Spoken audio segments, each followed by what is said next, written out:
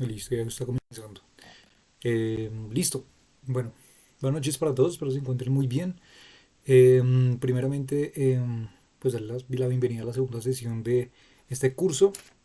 Primeramente, les quería comentar que ya el curso, la grabación del curso número uno, pues fue subida a la carpeta de Google Drive, entonces ya la pueden ir a revisar. Pues ahí está la sesión que discutimos la sesión anterior, ¿vale? Entonces, pues para que tengan en cuenta que cualquier cosa, digamos, cualquier tipo de inconveniente con estas clases, la grabación siempre va a quedar ahí, ustedes pueden tener acceso a ella pues para revisarla, ¿no? Entonces, no hay inconveniente por ese lado. Listo, vale, entonces pues hoy comenzaríamos ya un poquito a trabajar lo que sería la teoría, la primera teoría de gravedad modificada de FDR, que sería la que discutiríamos. Entonces, pues nada, yo voy a tratar de arrancar de una vez con este temario, ya suponiendo que ustedes pues hicieron la revisión de respectivamente de los videos que habíamos quedado la semana anterior. Entonces pues ya comenzaría con el modelo directamente a trabajar, ¿vale? Entonces pues nada, vamos a dar inicio directamente a esto. Voy a empezar a compartirles pantalla. Me dicen por favor si están viendo pantalla. Mm,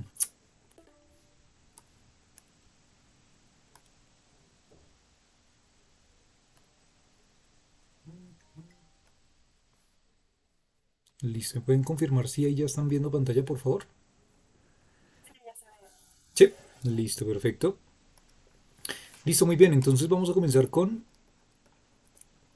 lo que sería la primera teoría de gravedad modificada, que tiene que ver con el tipo de orden, en este caso del invariante de la teoría, que sería el escalar de Ricci, listo. El escalar de Ricci, recuérdese que viene de la acción de Einstein-Hilbert y tiene que ver justamente con el invariante bajo transformaciones de Lorentz para cualquier sistema de referencia geométrico, ¿no? Entonces aquí nosotros recordamos que venía vinculado con esta relación, ¿vale? La acción de Einstein-Hilbert viene relacionada con este invariante escalar de Ricci, listo, que viene de la geometría diferencial para describirnos justamente la intensidad de curvatura en lo que se refiere justamente al marco teórico de la relatividad, ¿no? Entonces, cuando tenemos este escalar de Ricci, lo que hacemos es aplicar el principio de mínima acción.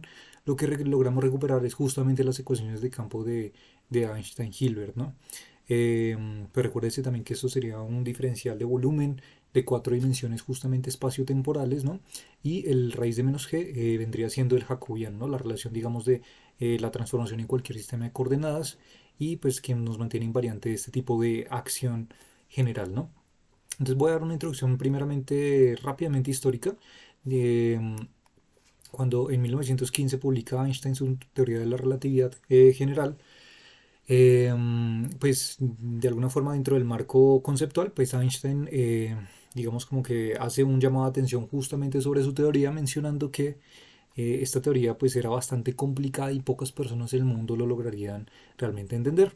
Sin embargo, hubo pues varias aportaciones. Por un lado estuvo Karl Schwarzschild, ¿no? Karl Schwarzschild eh, sería uno de los primeros que daría un aporte justamente de una primera solución exacta a las ecuaciones de campo de Einstein y pues lograríamos tener, digamos, un acercamiento a lo que sería el concepto futuro de lo que sería un agujero negro, ¿no?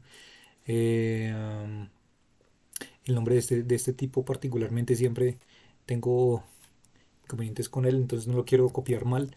Quiero que realmente quede bien, entonces, vale, aquí está el apellido, es Schwarzschild, ¿vale? Es SCHWA y para allá como ustedes lo están viendo. Entonces, déjenme por favor copiarlo un momentito.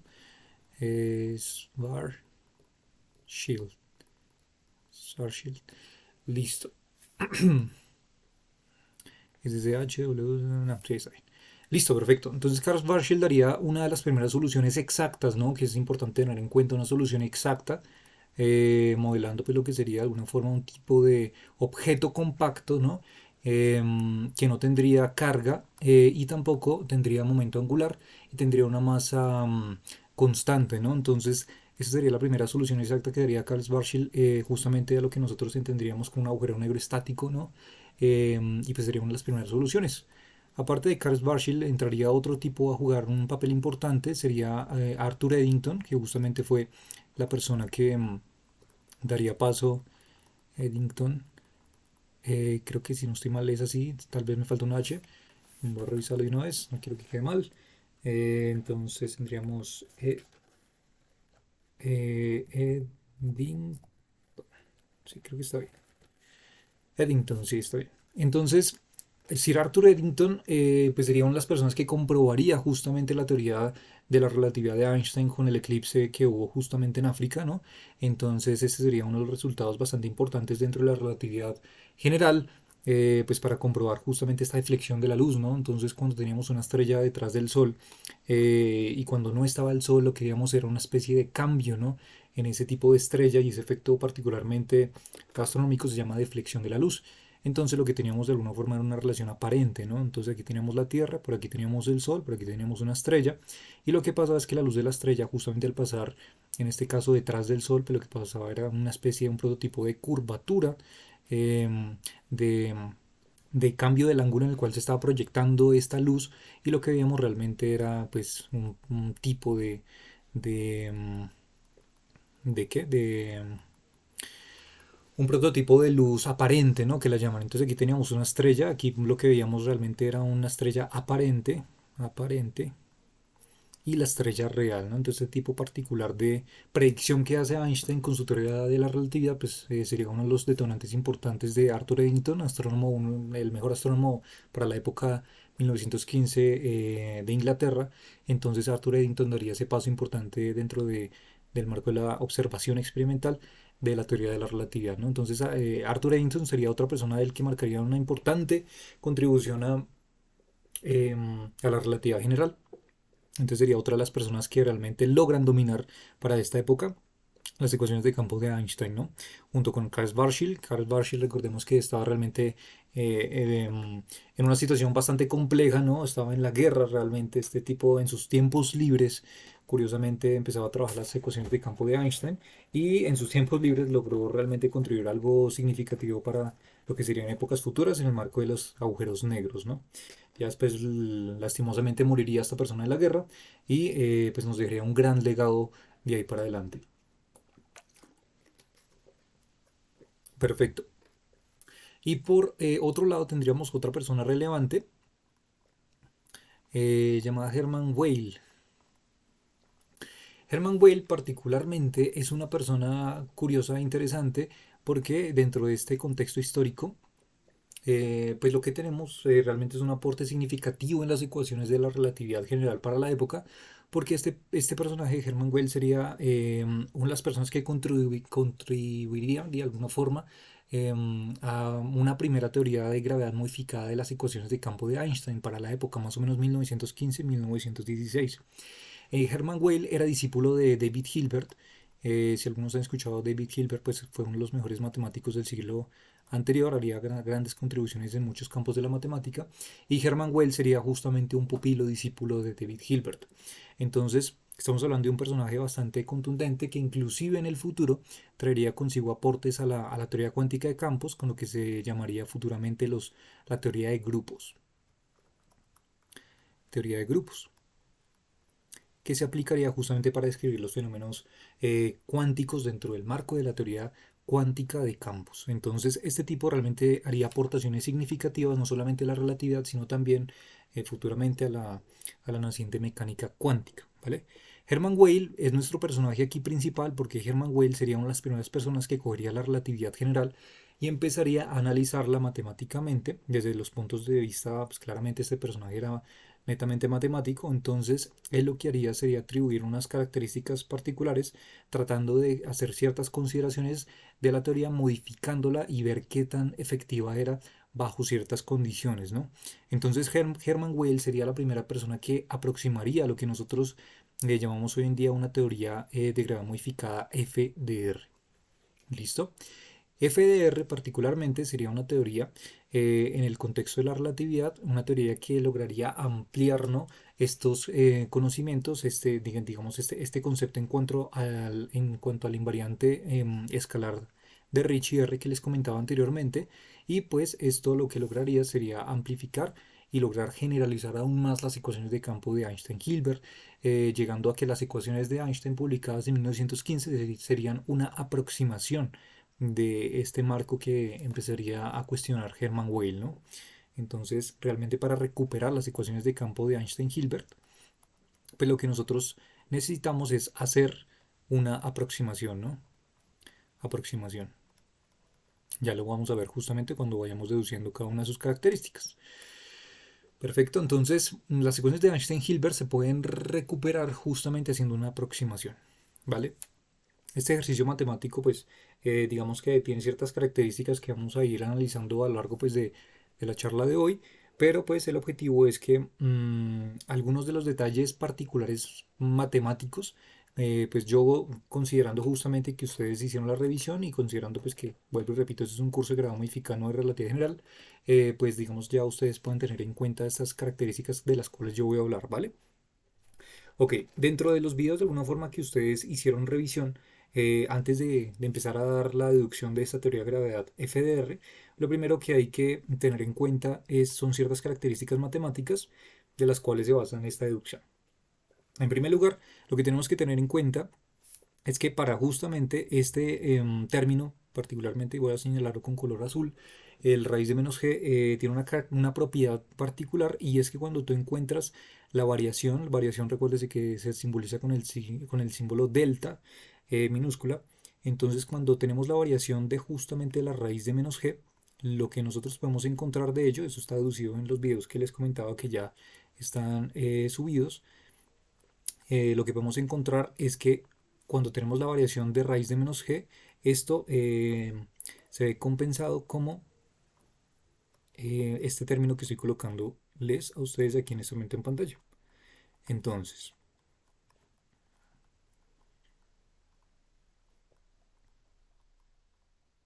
vale, perfecto. Entonces aquí está. Lo que tenemos es que cuando tenemos la variación de este término particularmente, lo que yo les comentaba que era el jacobiano, cuando teníamos la variación de este término, pues deduciblemente lo que podemos llegar es una consideración entre la relación de estos términos que ustedes ven aquí. ¿Vale? Entonces lo que tenemos aquí es el mismo jacobiano dividido 2. Tenemos el tensor métrico contravariante con sus términos de índices superiores, y la variación del tensor métrico de igual forma, pero covariante con los términos de índice inferiores, ¿no? Y de igual forma también podemos representar esta misma variación si queremos de alguna forma que el término del tensor métrico quede con supraíndices.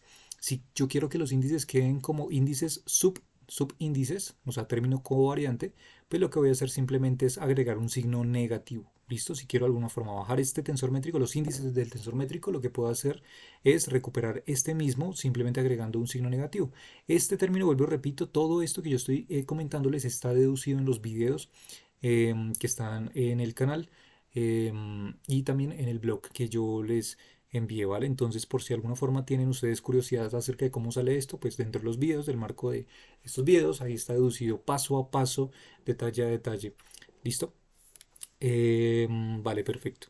Entonces, si yo quiero dejar de alguna forma esta variación en términos de términos covariantes o contravariantes, pues lo único que tendré que hacer es agregar un signo menos. Y efectivamente, pues como esto es un término de índices mudos, si se dan cuenta, tanto en el lado izquierdo como en el lado derecho esta igualdad, aquí tenemos los índices supra y aquí los índices sub. Entonces, pues esto sabemos de la clase anterior que viene relacionado como un término con índices mudos, ¿vale? Tenemos alfa, alfa, beta, beta, con índices supra y sub. Lo que sabemos es que hay intrínsecamente una sumatoria, ¿no? Una sumatoria en notación de Einstein. Entonces, efectivamente aquí tenemos índices supra y sub, pues lo que yo quiero hacer aquí en el lado derecho pues es dejar el tensor covariante con índices sub, por tanto esta variación va a quedar con índices supra, ¿vale? Si se dan cuenta lo que se invierten son justamente el orden de los índices, ¿listo? Particularmente. Listo. Voy a seguir avanzando, y yo sé que por ahí creo que hay una preguntita o levantaron la mano, entonces ya voy a dar paso a las preguntas. Déjenme avanzar un poquito más y ya voy justo entre las preguntas para lograr irlas respondiendo. ¿Listo? Por otro lado, una de las características del tensor de Ricci, de hecho el tensor de Ricci particularmente, y cuando yo llego al escalar de Ricci, ese R que nosotros tenemos, ese término invariante de la teoría que aparece en la acción de campo de Einstein-Hilbert, R, ese R particularmente termina siendo una contracción del tensor de Ricci, ¿vale? Entonces, este tensor de Ricci particularmente se define como la contracción del tensor métrico con el tensor de Ricci mu nu, ¿vale? Entonces lo que tenemos es que esta contracción R solito, sin ningún índice particular, es simplemente por definición em, la contracción del tensor de Ricci R mu nu con G supra mu nu, ¿listo? Lo que tenemos aquí, perdón, es particularmente una sumatoria, ¿no? De índices, en este caso mu, si se dan cuenta tenemos mu arriba, mu abajo, nu arriba, nu abajo. Entonces, pues lo que ustedes ya recuerdan es que aquí existe una sumatoria intrínseca, por tanto aquí pues, lo que tendríamos que hacer sería expandir esto, realmente esto expandido sería em, G supra 0, 0, R sub 0, 0 más G supra 1, 1, R sub 1, 1 más G supra 2, 2, R sub 2, 2 más G supra 3, 3, R sub 3, 3, ¿no? Recordemos que eso es una sumatoria porque existen índices mudos, ¿vale? Entonces, de alguna forma, como estamos trabajando en un mundo de 4 dimensiones, pues lo que tenemos aquí son justamente los términos 0, 0, 1, 1, 2, 2, 3, 3. Una pregunta que ustedes se podrían hacer es por qué no estoy colocando los índices cruzados, digamos 0, 1 o 1, 3 o 2, 0, me hago entender, cualquier signo cruzado, pues es por justamente lo que les había comentado yo la clase anterior y es que usualmente en el tensor métrico que trabajamos nosotros dentro de la teoría, para la mayor parte de las teorías que nosotros estamos trabajando, siempre los tensores métricos van a tener unas componentes diferentes de cero en la diagonal. Eso quiere decir que los términos G sub 0, 0, G sub 1, 1, G sub 2, 2 y G sub 3, 3 son los términos que sí existen, mientras que los otros cruzados, digamos como G sub 0, 1, G sub 0, 2, G sub 0, 3 y demás, siempre van a valer cero. ¿Vale? Por eso de alguna forma es que estoy colocando yo los términos particularmente diferentes eh, de cero, ¿no? Que serían los de la diagonal principal de esta matriz. Entonces, de alguna forma, por eso está G sub 0, G supra 0, 0, G supra 1, 1, G supra 2, 2, G supra 3, 3, ¿vale? Recuérdese también, por si acaso, que estos es el tensor métrico denotado por sus componentes contravariantes, o sea, con sus índices arriba, ¿no? Sería la métrica inversa al tensor métrico, ¿no? Entonces, de aquí de alguna forma, si se dan cuenta, estoy denotando yo el tensor métrico con sus índices abajo. Eso quiere decir que si yo quiero denotar el tensor métrico con los índices arriba, ¿no? Sobre el término contravariante, pues lo que voy a tener simplemente que hacer es aplicar la inversa de esa matriz. Eso quiere decir que para cualquier término de la diagonal principal lo que voy a tener es justamente su inversa. 1 sobre G sub 0, 1 sobre G sub 1, 1, 1 sobre G sub 2, 2, etc. ¿Vale? Y el resto de términos pues van a ser 0 efectivamente. ¿Vale? Ok. Entonces, el tensor, perdón, el escalar de Ricci, este recuerde que es el escalar de Ricci,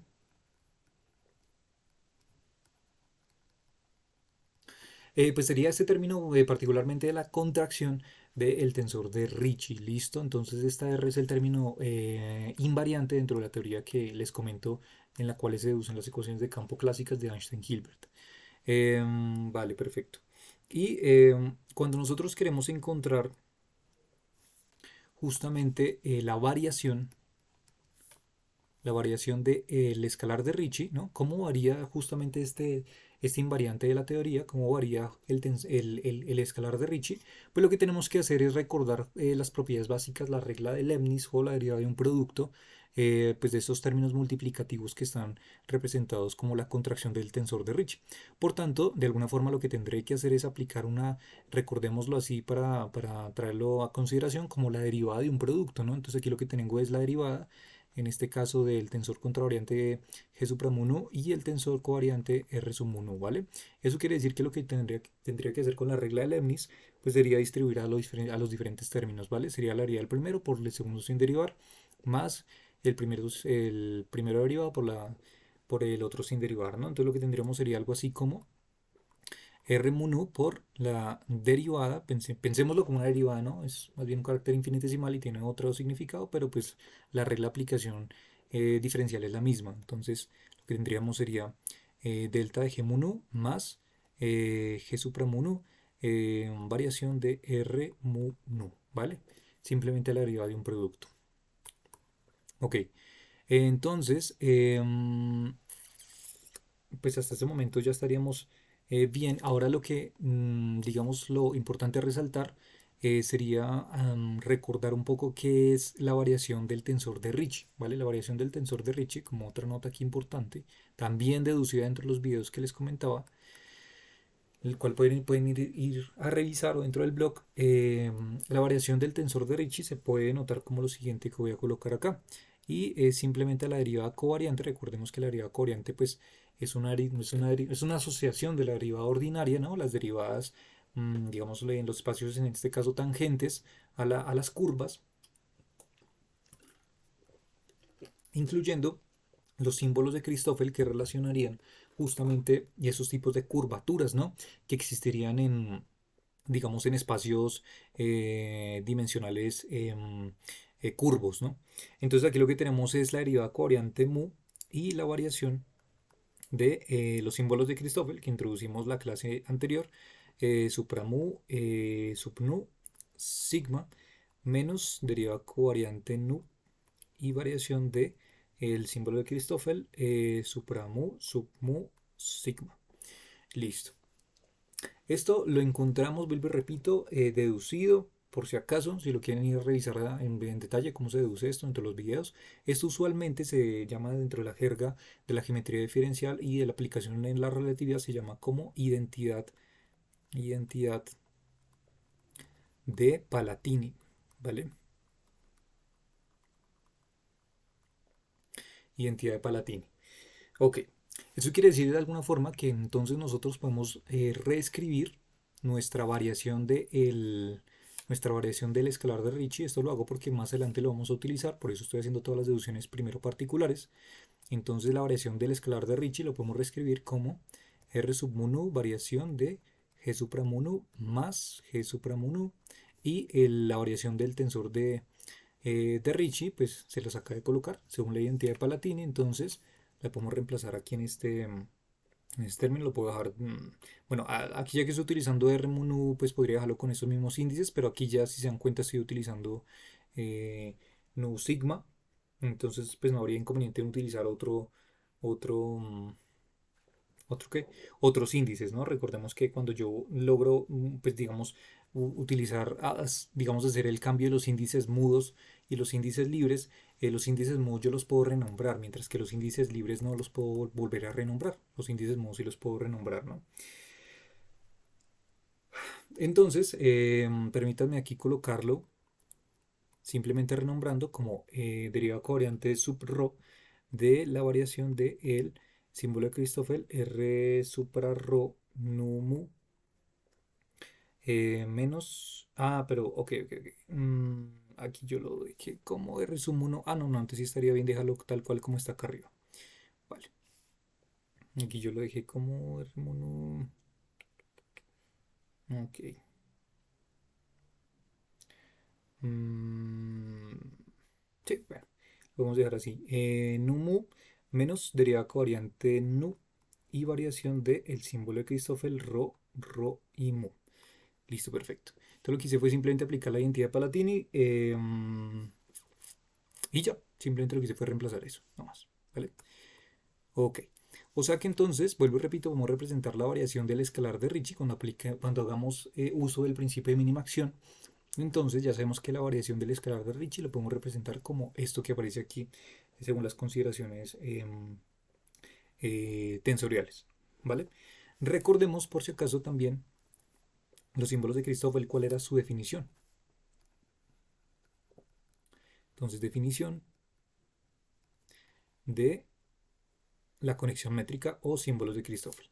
Entonces, la conexión métrica o símbolos de Christoffel habíamos dicho que justamente era o estaba relacionada con el tensor métrico, ¿no? De la manera, como la voy a colocar aquí en pantalla, entonces estaba como 1 medio de G supra alfa beta parcial gamma G sub beta delta más parcial delta G sub beta gamma menos parcial beta G sub gamma delta.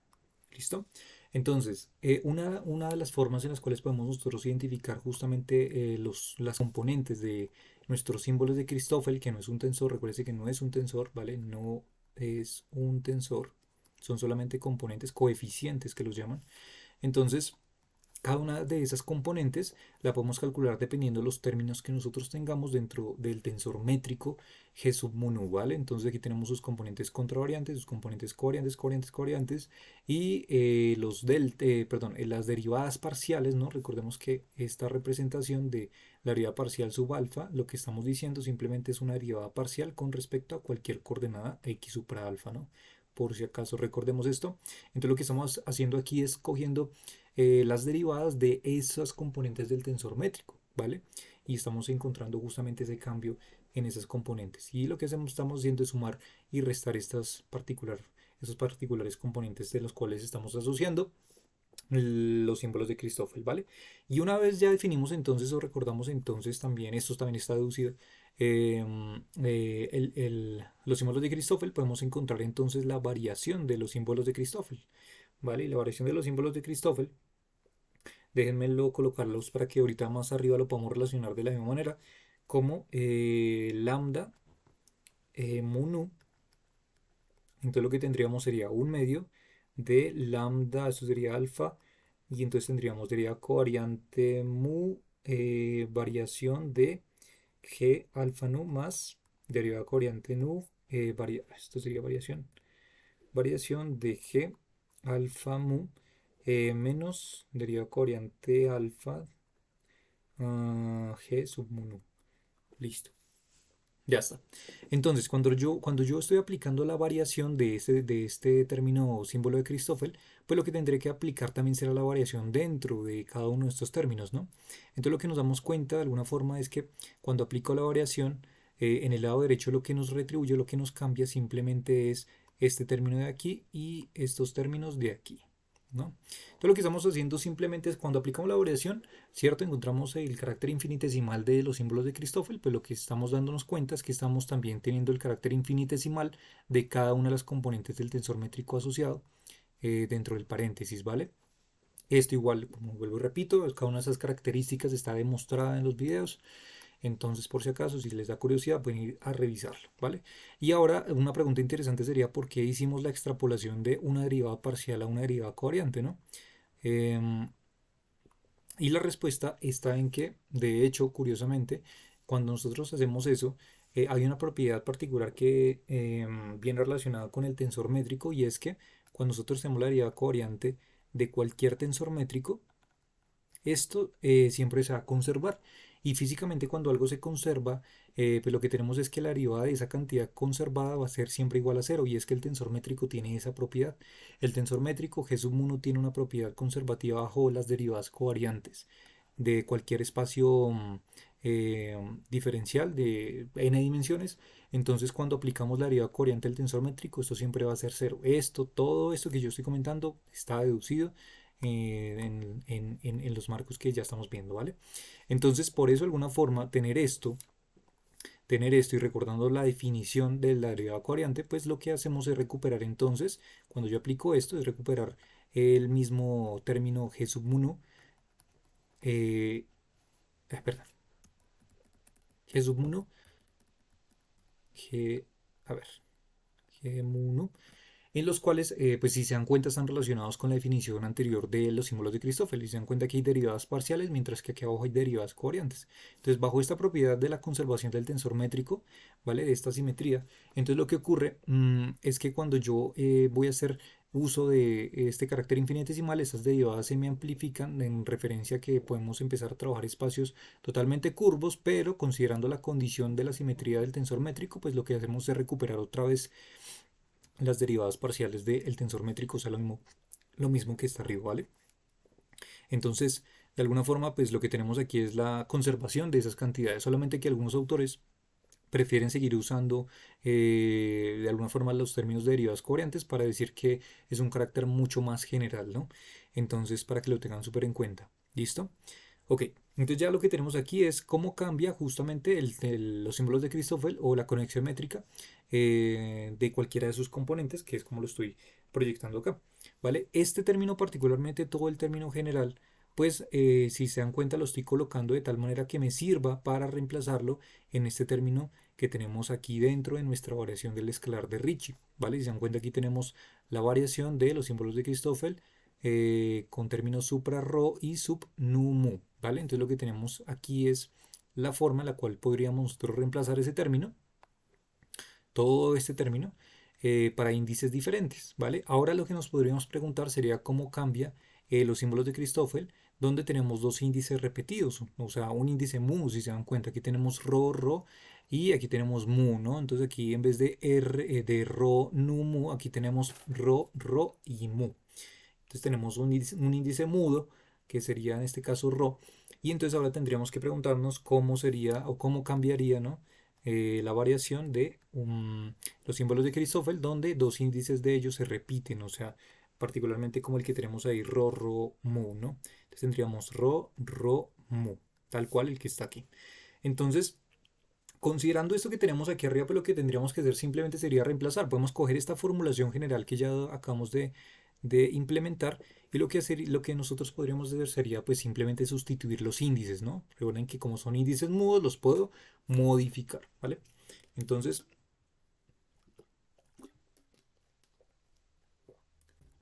haciendo uso de esa propiedad, entonces simplemente vamos a utilizar esta notación, o sea, si aquí arriba estamos utilizando estos índices, lambda, mu, nu, y aquí tenemos lambda, alfa, este alfa se va a convertir como un índice mudo, entonces lo podemos modificar a como nosotros queramos.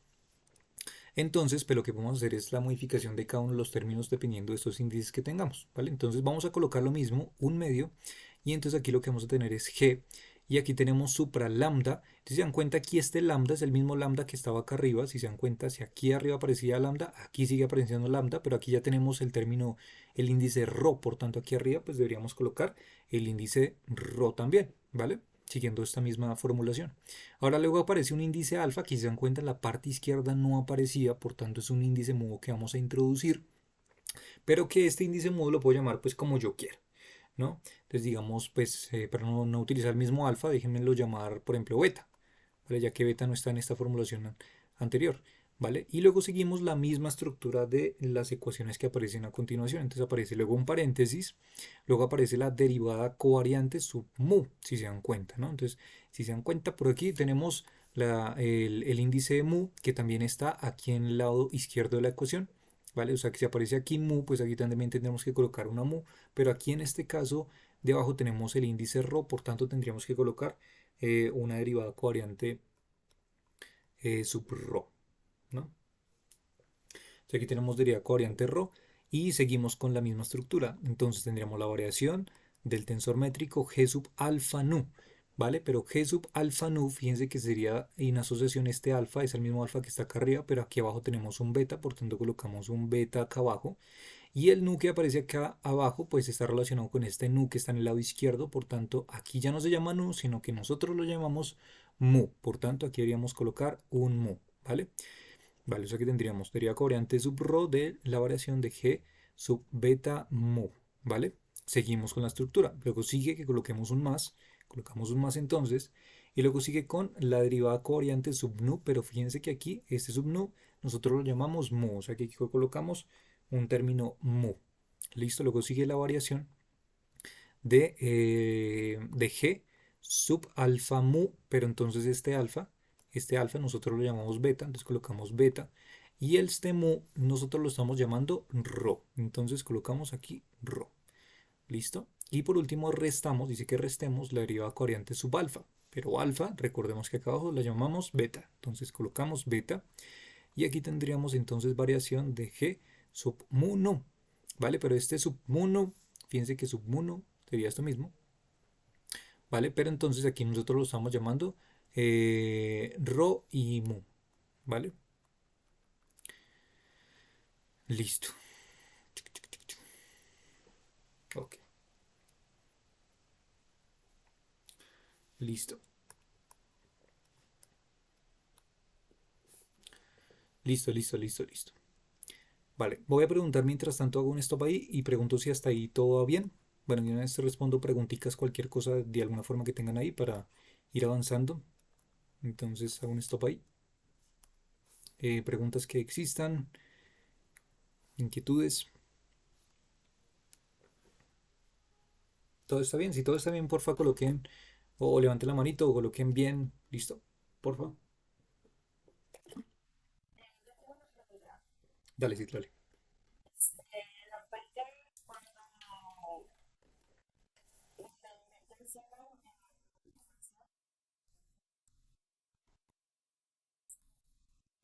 Aquí.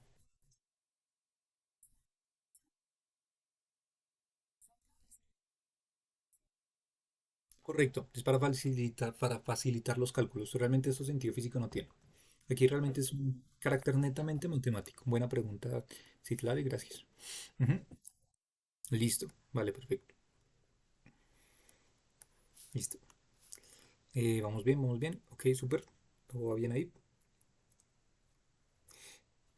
Ok. Listo, vale, vale, vale. Entonces aquí vamos en este punto. Ok. Em,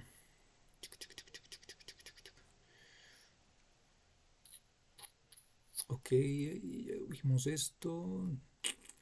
Listo,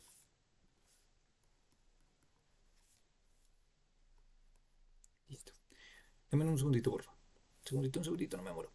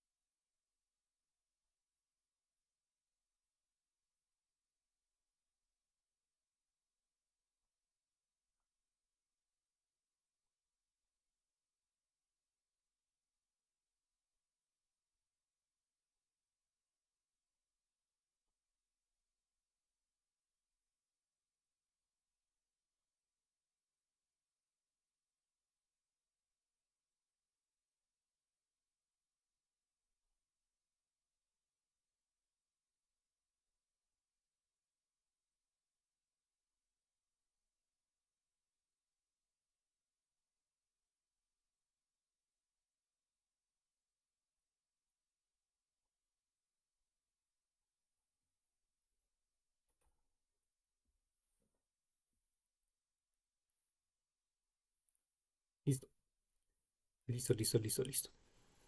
Vale. Entonces, vale, aquí vamos.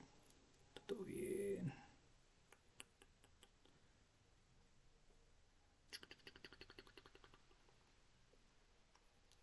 Listo. Vale. Entonces, listo, ya tenemos todo hasta ahí. Luego lo que seguiría sería aplicar la condición.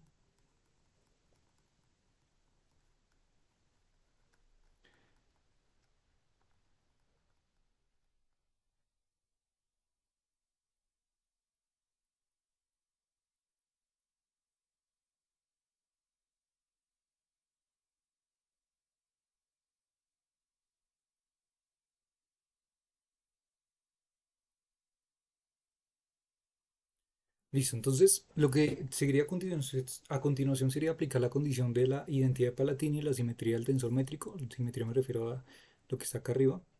Digamos que algunos autores prefieren colocarlo con índices diferentes, o sea, algunos colocan en vez de colocarlo con algunos índices repetidos de esta manera.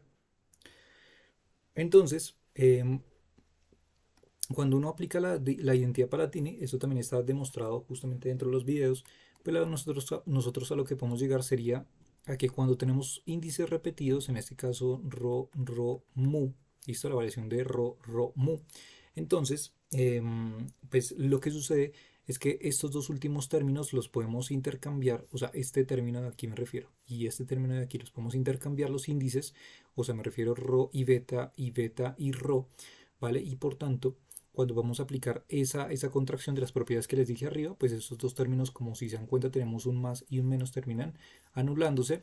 Y entonces, pues a lo que llegamos es simplemente a que esto se nos simplifica al término un medio, en este caso g supra rho beta, y la derivada covariante sub mu delta de g sub beta rho. ¿Listo? Entonces, pues de alguna forma esta es la simplificación de estos términos. Pues para lo que sería la variación de los símbolos de Christoffel con dos índices, en este caso repetidos, que sería ρ. Listo, rho beta, derivada covariante mu, variación de g beta rho. Listo, perfecto, está bien. Listo. Entonces lo que tenemos es la definición general. La definición general sería cuando tenemos tres índices diferentes, o sea, en este caso tenemos lambda, mu, nu, y aquí tenemos dos índices iguales. Tenemos rho, rho y mu. Listo. ¿Esto para qué lo estoy haciendo? Esto lo estoy haciendo para reemplazarlo dentro de la estructura general de lo que nosotros llamamos la variación del escalar de Ricci delta R, ¿no? Entonces, ahora ya con esto podemos reemplazarlo dentro de esta estructura, dentro de nuestra variación de R. Esta la voy a colocar tal vez en un color diferente para que sepamos cuál es la que estamos utilizando, ¿vale? Entonces, esta estructura es diferente a todo lo que estamos haciendo y la que vamos a utilizar para cuando hagamos la abstracción de la teoría de FDR. ¿Listo? Entonces vamos a utilizar la variación de R con toda esta consideración y vamos a reemplazar entonces cada uno de estos términos de la variación del símbolo de Christoffel con índices diferentes, que sería este primero, y luego la variación de los símbolos de Christoffel con dos índices repetidos, que ya lo tenemos acá abajo. ¿Listo?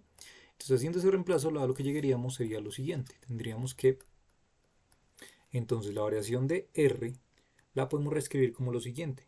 Entonces, R sub mu nu, variación de G supra mu nu, más G supra mu nu, y aquí sigue todo el término pues largo que introduciríamos, ¿no? Entonces voy a colocarlo aquí como eh, derivada covariante, esperen, reviso acá arriba, la llamamos derivada covariante ρ, por tanto coloco derivada covariante ρ, igual, tal cual, derivada covariante ρ, y entonces aquí voy a colocar un paréntesis grandote, un corchete, que va a incluir entonces lo que sería variación de símbolo de Christoffel rho sub numu, ¿no? Entonces aquí nosotros lo llamamos lambda, o sea, lo único que hay que hacer aquí es pues cambiar en vez de lambda, la vamos a llamar rho, ¿no? Y en vez de mu y nu, pues lo intercambiamos, ¿vale? Eso no va a cambiar mucho la estructura, va a seguir siendo la misma, pero van a aparecer esos tres términos.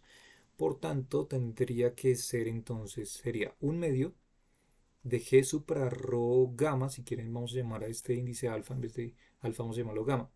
¿Listo? Y entonces sería, entre paréntesis sería derivada covariante nu, variación de G sub gamma mu, y luego seguiría más derivada covariante mu, variación de G sub gamma nu, menos, eso sería derivada covariante gamma G sub nu mu.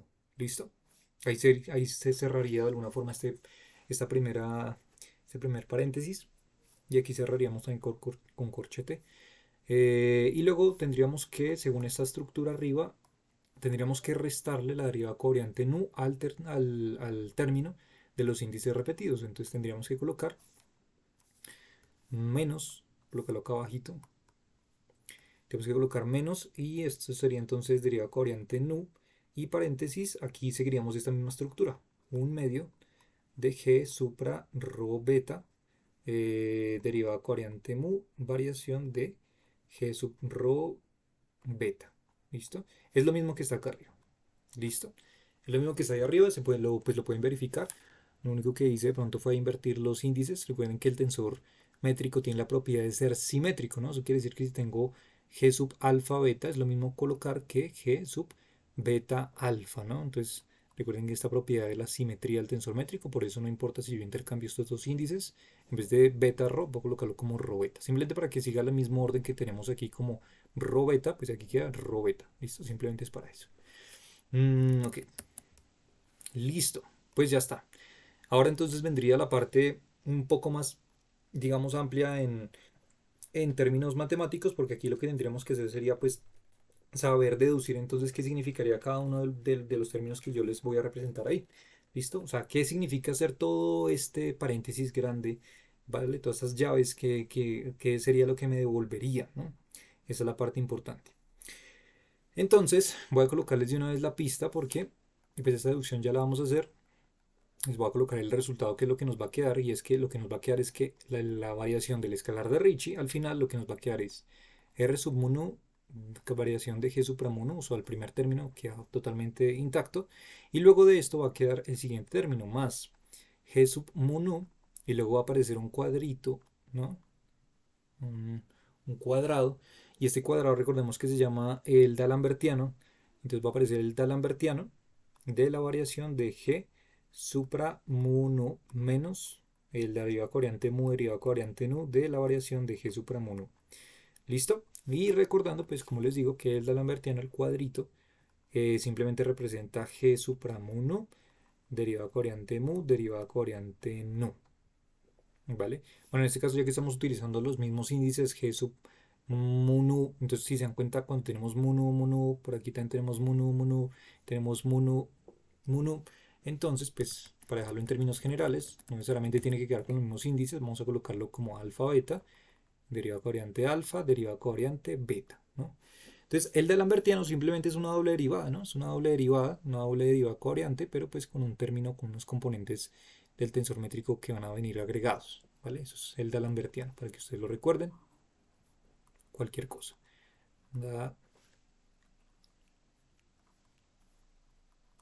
D'Alembertiano. Listo, el operador matemático D'Alembertiano. Listo, esta es la solución a la cual vamos a tener que llegar. Entonces aquí viene un procedimiento pues netamente teórico. Vamos a deducir entonces cómo vamos a llegar a esta deducción de aquí a partir de esta ecuación. Vamos a llamar si quieren a esta ecuación la ecuación A. ¿Listo? Entonces, vamos a mover por acá. Acá. Pues, lo que tenemos es que esto sería la ecuación A.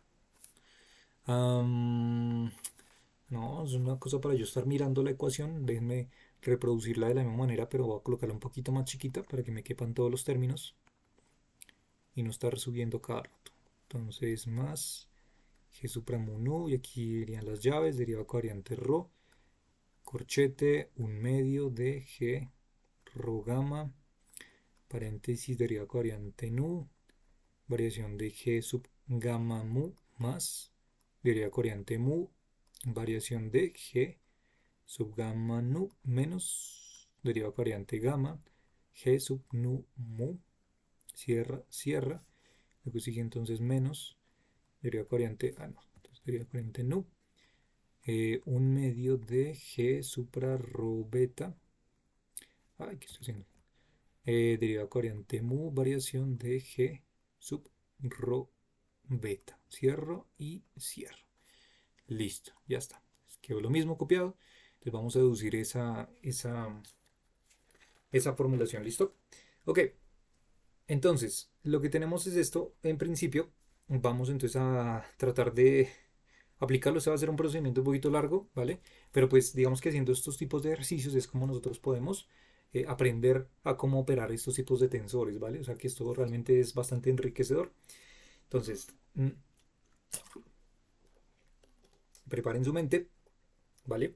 Este proceso nos va a llevar un poquitico de análisis aquí puramente tensorial, matemático. Entonces voy a tratar de hacerlo paso a paso. Entonces, listo.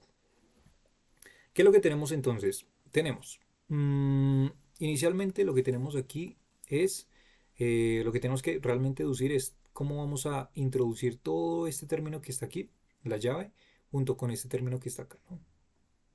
Esto realmente es nuestro punto de enfoque. ¿Cómo vamos a resolver esto acá?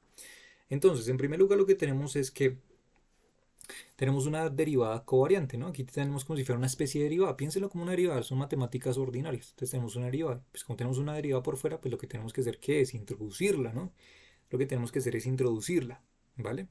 Pero pues todo esto con base en lo que les estoy diciendo. Esto es súper importante porque estos cálculos se hacen considerando las condiciones que yo les estoy comentando, que están deducidas, ya vuelvo y repito, como esta que está acá, ¿vale? O sea, recordemos que cuando estamos aplicando cualquier tipo de propiedad en estos cálculos tenemos que tener en cuenta las condiciones que estamos utilizando en ese campo de juego. Y una de estas condiciones es esta, súper importante esta condición porque esto nos permite hacer los cálculos, ¿vale? Entonces vamos a tener en cuenta esta condición, voy a colocarla de igual forma acá abajo por si acaso. ¿Listo? Entonces nuestra condición para que todos estos cálculos podamos realizarlos de manera satisfactoria y que de hecho tienen toda la, toda la, todo el sentido físico-matemático, entonces que la derivada covariante del tensor métrico siempre va a ser cero. Eso quiere decir que cuando aplicamos la derivada covariante a cualquier tensor métrico, eso quiere decir que siempre esta cantidad va a ser constante, ¿vale? O sea, que eso qué quiere decir que si introducimos esta derivada covariante, fíjense que si la aplicamos dentro de este paréntesis, si tenemos la derivada covariante del tensor métrico, es como si tenemos la derivada de un producto, ¿no? Porque aquí tenemos un término, aquí tenemos un paréntesis grandote, que vamos a llamar por ejemplo ese paréntesis X. Entonces tenemos la derivada del primero por el segundo sin derivar, más el primero sin derivar por la derivada del segundo, pero ahí viene la cuestión. Si nosotros aplicamos la derivada al primer término, a g supra rho gamma, fíjense que nuestra condición nos dice que cuando aplicamos la derivada covariante a cualquier tensor métrico, eso siempre nos devuelve el cero. Eso quiere decir que cuando yo introduzco la derivada covariante a todo este término de aquí, pues este primero va a ser como si fuera una constante, como si fuera un 2, un 3, un 5, un 1000. Es un número, ¿vale? Es una constante a ojos de la derivada covariante. Eso quiere decir que si la aplico dentro de este término, pues este va a salir como una constante y solamente la derivada covariante se va a aplicar a todo este paréntesis de aquí, ¿vale?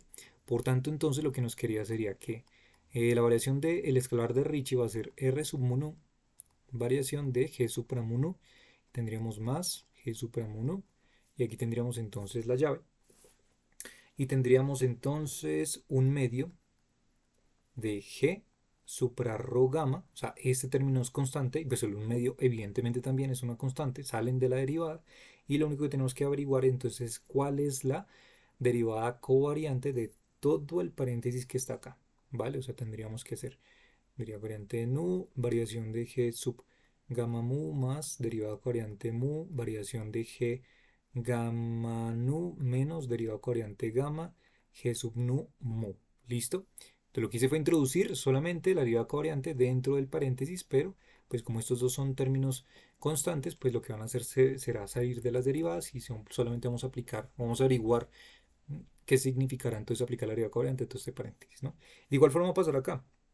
Entonces aquí lo que va a pasar es que esta derivada covariante nu va a aplicarse dentro del paréntesis, pero pues a ojos del g supra rho beta, pues eso va a ser cero, por tanto va a ser constante para estos dos, salen de la derivada y lo que tendríamos sería entonces un medio de g supra rho beta y tendríamos entonces derivada covariante nu, derivada covariante mu, variación de g rho beta, ¿no?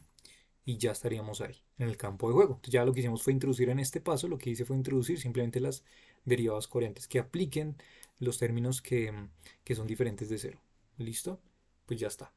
Entonces eso sería hasta ahí. Ahora lo que nos toca hacer es averiguar entonces qué pasa cuando introduzco este aquí, qué pasa cuando introduzco este aquí, qué pasa cuando introduzco este aquí, o sea, propiedad distributiva, y ahora qué pasará con este término, ¿no? ¿Qué nos devolverá? Esa es nuestra pregunta, esa es nuestra incógnita por ahora. ¿Listo?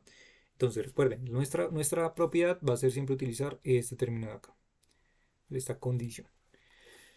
Ok, vale, por ahí escuché una, creo que levantaron la mano. Sí, Juan Carlos, dale, pregunta.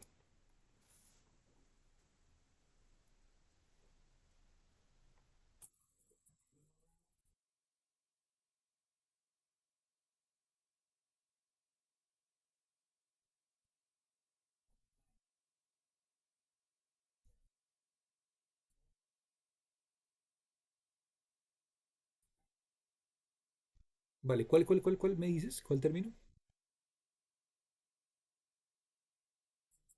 Sí,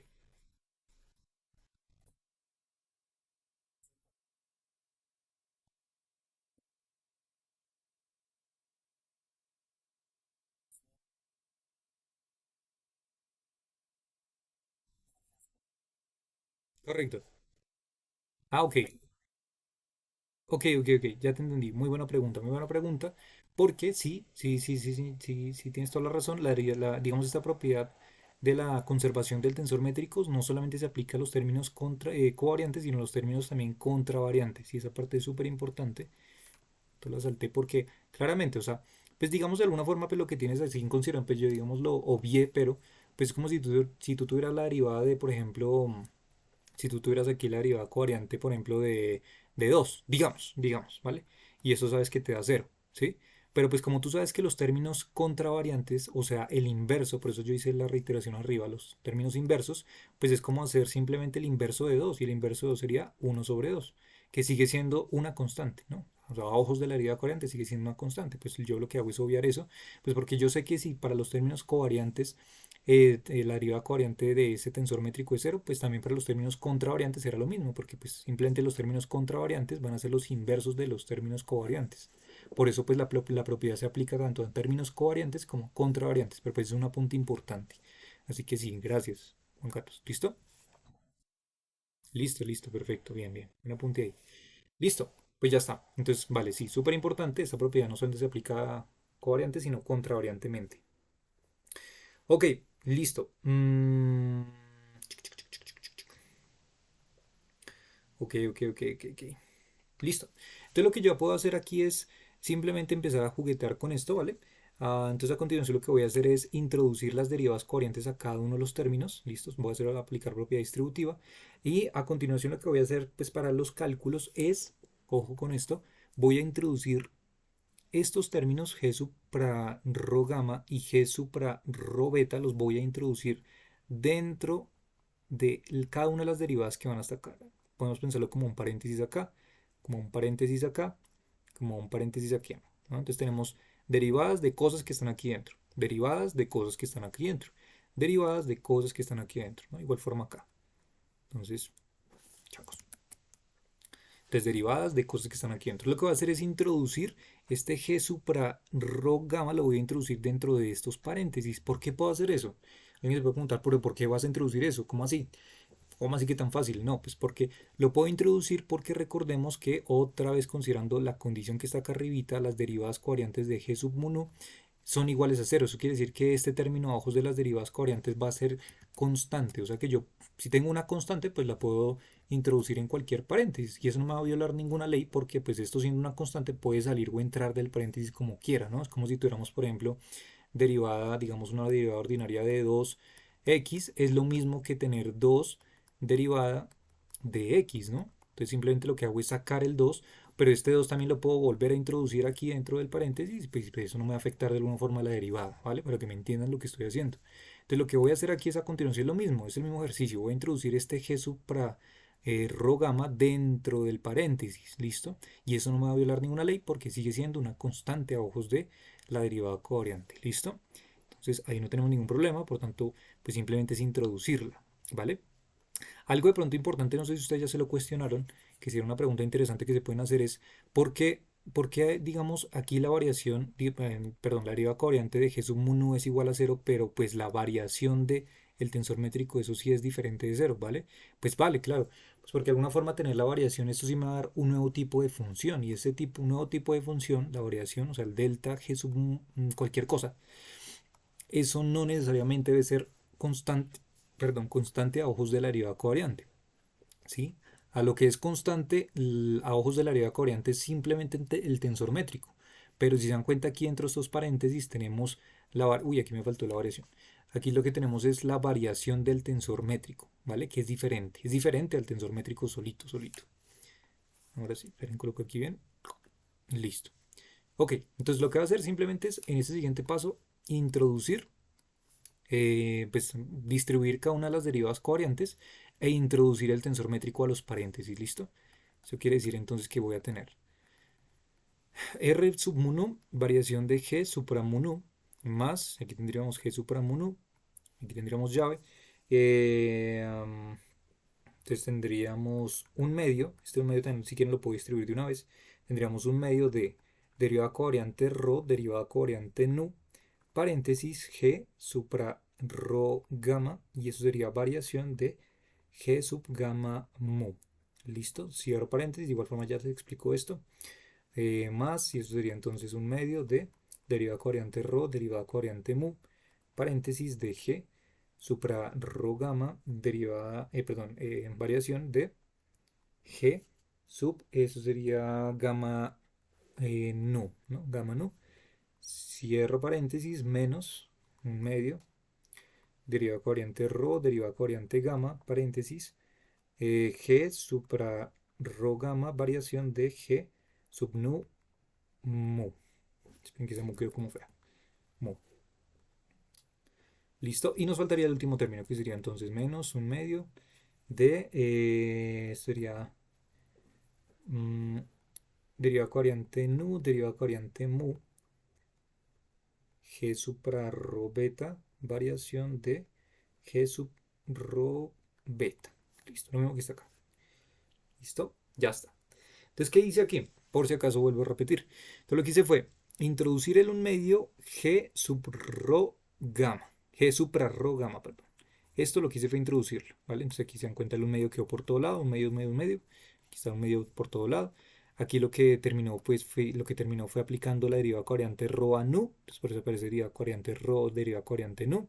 Luego derivada covariante rho, derivada covariante mu, que está aquí. Derivada covariante rho, derivada covariante gamma, que está aquí. ¿Vale? Para los tres términos. Y cada uno de los G supra rho gamma los introduje dentro del paréntesis, pues según la condición que les acabé de decir, ¿vale? Abajo de la derivada covariante es una constante, por tanto, pues la puedo introducir. ¿Listo? Entonces aquí igual. Entonces G supra rho beta lo introduje dentro de el paréntesis. ¿Listo? Pues ya está. Ahí está. Listo. Y seguimos. Entonces, aquí a continuación lo que voy a hacer es aplicar la propiedad que creo que se las coloqué acá arribita. O la voy a volver a copiar acá abajo. La propiedad de esta de acá. Sí, esta de acá. Entonces, la resalto. Esta propiedad de aquí, esta de acá, ¿vale? Voy a colocarla por acá. Pues lo que nos dice, bueno, más que voy a colocarla abajo, pero de una vez quiero que la vean. O sea, lo que me está diciendo es lo siguiente. Mm, Aquí, estas dos. Entonces lo que me está diciendo es que aquí tengo una igualdad. O sea, yo puedo subir o bajar los índices. Si se dan cuenta, subo o bajo los índices. Y de igual forma aquí para la variación de G sub alfa beta. Pero lo que tengo que hacer, pues, digamos, para o sea, el precio que tengo que pagar para hacer eso es simplemente agregar un signo negativo. ¿Vale? Entonces, ven, lo coloco acá abajo. Como una notica. Entonces, notica. Nota. Entonces, supuestamente según eso que yo les coloqué acá arriba, según la identidad, es que cuando tenemos esto, ya, variación de G sub alfa beta es igual a menos G sobre 2 y sería G sub alfa beta variación de G supra alfa beta. Eso es lo que está arriba, ¿no? Eso es la condición que yo les coloqué del determinante. Entonces, ¿qué es lo que pasa? Pues vale, de esta igualdad, ¿qué podemos hacer? Podemos cancelar esto, podemos cancelar esto, podemos cancelar esto, podemos cancelar esto. O sea que lo que nos quería sería G supra alfa beta de la variación de G sub alfa beta es igual a menos G sub alfa beta de la variación de G supra alfa beta. Entonces, esta es una propiedad que justamente tiene el tensor métrico, ya sin pensar en el determinante. O sea que cuando tú tienes los términos supra y los términos sub en la variación del tensor métrico, pues lo que tú puedes hacer sería bajar los índices y subir los índices aquí, pero agregando un signo negativo. ¿Vale? Y es esta propiedad la que voy a aplicar justamente a continuación. La voy a aplicar en este término y en este término. ¿Listo? En este término no lo voy a aplicar. Ya se van a dar cuenta justamente para más adelante porque en los cálculos pues no lo voy a hacer. Porque tiene un fin. ¿Listo? Entonces pues ya está. Voy a aplicar esta condición de bajar y subir los índices. Si se dan cuenta tiene la misma estructura. Cada uno de esos paréntesis tiene la misma estructura de lo que está aquí en la condición. Pues lo que voy a hacer es bajarlos y subir los índices de la variación y agregar un signo negativo. ¿Vale? O sea que cómo me quedaría reestructurado esto. Me quedaría como variación de R es igual a R mu variación de G supramu nu más G supramu nu. Y esto entre paréntesis, entonces sería un medio de la derivada covariante de rho, derivada covariante nu. Y aquí entonces lo que tendría que hacer, agregar sería el signo negativo, ¿no? Bueno, si que lo puedo agregar aquí antecitos. Un momentito lo agrego aquí. Entonces aquí voy a colocar el signo negativo. Y entonces aquí lo que yo voy a hacer es aplicar la propiedad, por tanto voy a bajar los índices, ¿no? Entonces quedaría como G. Esto sería subrogama, ¿no? Subrogama. Mm,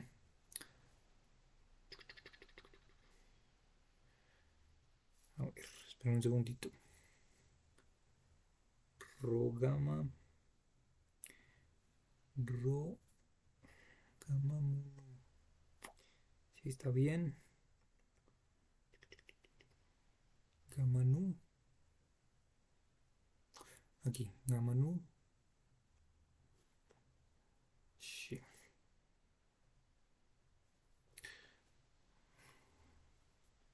Ok, vale, listo. Vale, ya lo coloco, ya les explico entonces. Variación de G. Ay, changos. G rho gamma. Rho gamma. Mu. Rho gamma. Gamma. Mu. Rho. Listo, sí, está bien. Listo. Ya les voy a explicar por qué estoy intercambiando los índices. Si se dan cuenta, aquí tenemos un rho, pero lo estoy cambiando como un mu. Y aquí tenemos un mu y lo estoy cambiando como un rho. O sea, lo que hice fue invertir los índices, pero ya les explico por qué. Y de dónde sale. Ya les digo de dónde sale específicamente esto, para que no se van a asustar. Entonces aquí tendríamos menos un medio, derivada covariante rho, derivada covariante mu, sería para el segundo término. Y este se me convertiría en lo siguiente. Tendríamos g sub gamma nu, tendríamos variación de g supra rho gamma. A ver, está todo bien, gamma, rho, perfecto. Listo, está bien. Cierro paréntesis, este último quedaría totalmente intacto, entonces tendríamos un medio de derivada covariante rho, derivada covariante gamma. Aquí tendríamos G supra rho gamma y variación de G sub 1. Listo, lo mismo que está acá. Solamente lo que hice fue invertir los términos, los índices acá. Listo, y por último tendríamos que cambiar el último término. El último término que sería este menos un medio, pero pues aquí como estamos cambiando el índice, el signo también, pues menos por menos nos daría más, por tanto me quedaría más un medio de derivada covariante nu, derivada covariante mu. Aquí tendríamos entonces G, rho beta, variación de G, rho beta. Este sí queda totalmente igual porque si se dan cuenta los índices en este caso son iguales, ¿no? Rho beta, rho beta. Por aquí lo que hice fue cambiarlos. Vale, ¿qué es lo que pasa? Si se dan cuenta, esta propiedad que les comento que estoy aplicando, esta de aquí, esta propiedad me sirve particularmente. Espera, ya. Esta propiedad me sirve particularmente cuando los dos índices son iguales, ¿sí? Aquí tenemos alfa, beta, aquí tenemos alfa, beta, ¿no? Pero tanto en este, que le voy a colocar una estrellita, y en este, que también le coloco una estrellita, si se dan cuenta en estos dos que tienen estrellita, fíjense que los índices son diferentes. Aquí tenemos rho gamma y aquí tenemos gamma mu. No es como aquí en la condición que les dije que es alfa, beta, alfa, beta. O sea, los dos índices son iguales. Eso es donde sí ocurre. Eso ocurre aquí. O sea, esta condición la podemos utilizar netamente desde desde la definición, ¿vale? Pero pues para salvar patria en esa consideración que les estoy mencionando, pues lo que hay que hacer simplemente es saber entonces cómo podemos salvar patria utilizando esa condición que les estoy mencionando, ¿vale? Entonces, esperen un segundito, que esta condición creo que la tengo por... Aquí está. Entonces, ¿vale? ¿De dónde sale?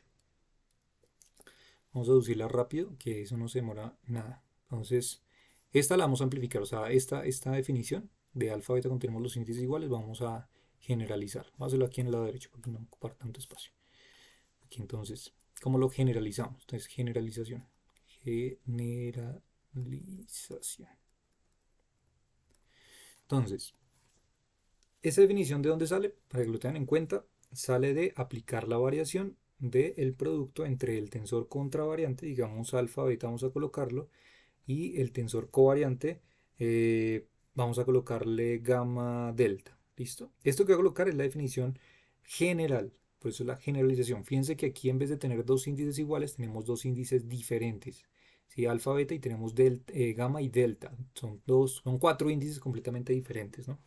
Y pues aplicar la variación de esto es como la derivada de un producto, ¿no? Es igual, entonces tenemos la variación de g supra alfa beta por g sub gamma delta más, y aquí tendríamos g supra alfa beta por la variación de g sub gamma delta. ¿Listo? Simplemente lo que hago es aplicar la derivada de un producto.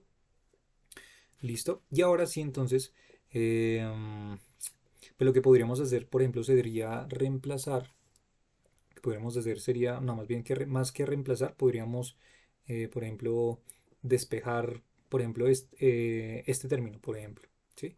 Pero entonces fíjense que dentro de la condición que yo les coloqué, vamos a utilizar como condición, por ejemplo, de ejemplo, esta estrellita, la copio, digamos esta de acá, vamos a utilizarla en esta generalización. Ah, changus, esa condición no está. Fuck, espere. A ver, otra vez. Chin, chin, chin. Ok, aquí está.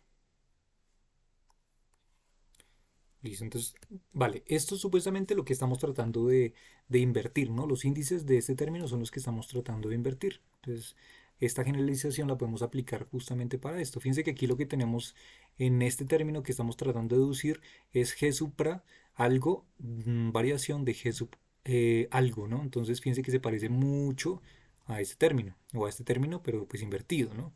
Entonces lo que tenemos que hacer primero es aplicar pues ese despeje, ¿no? Entonces lo que tendríamos sería como G supra alfa beta, estoy despejando esto de acá, por variación de G sub gamma delta, lo estoy llamando yo, y esto quiere igual a, entonces sería como variación de G sub alfa beta punto G sub gamma delta, ¿sí? O sea, esto de aquí, lo que está en el lado izquierdo, simplemente estoy despejando.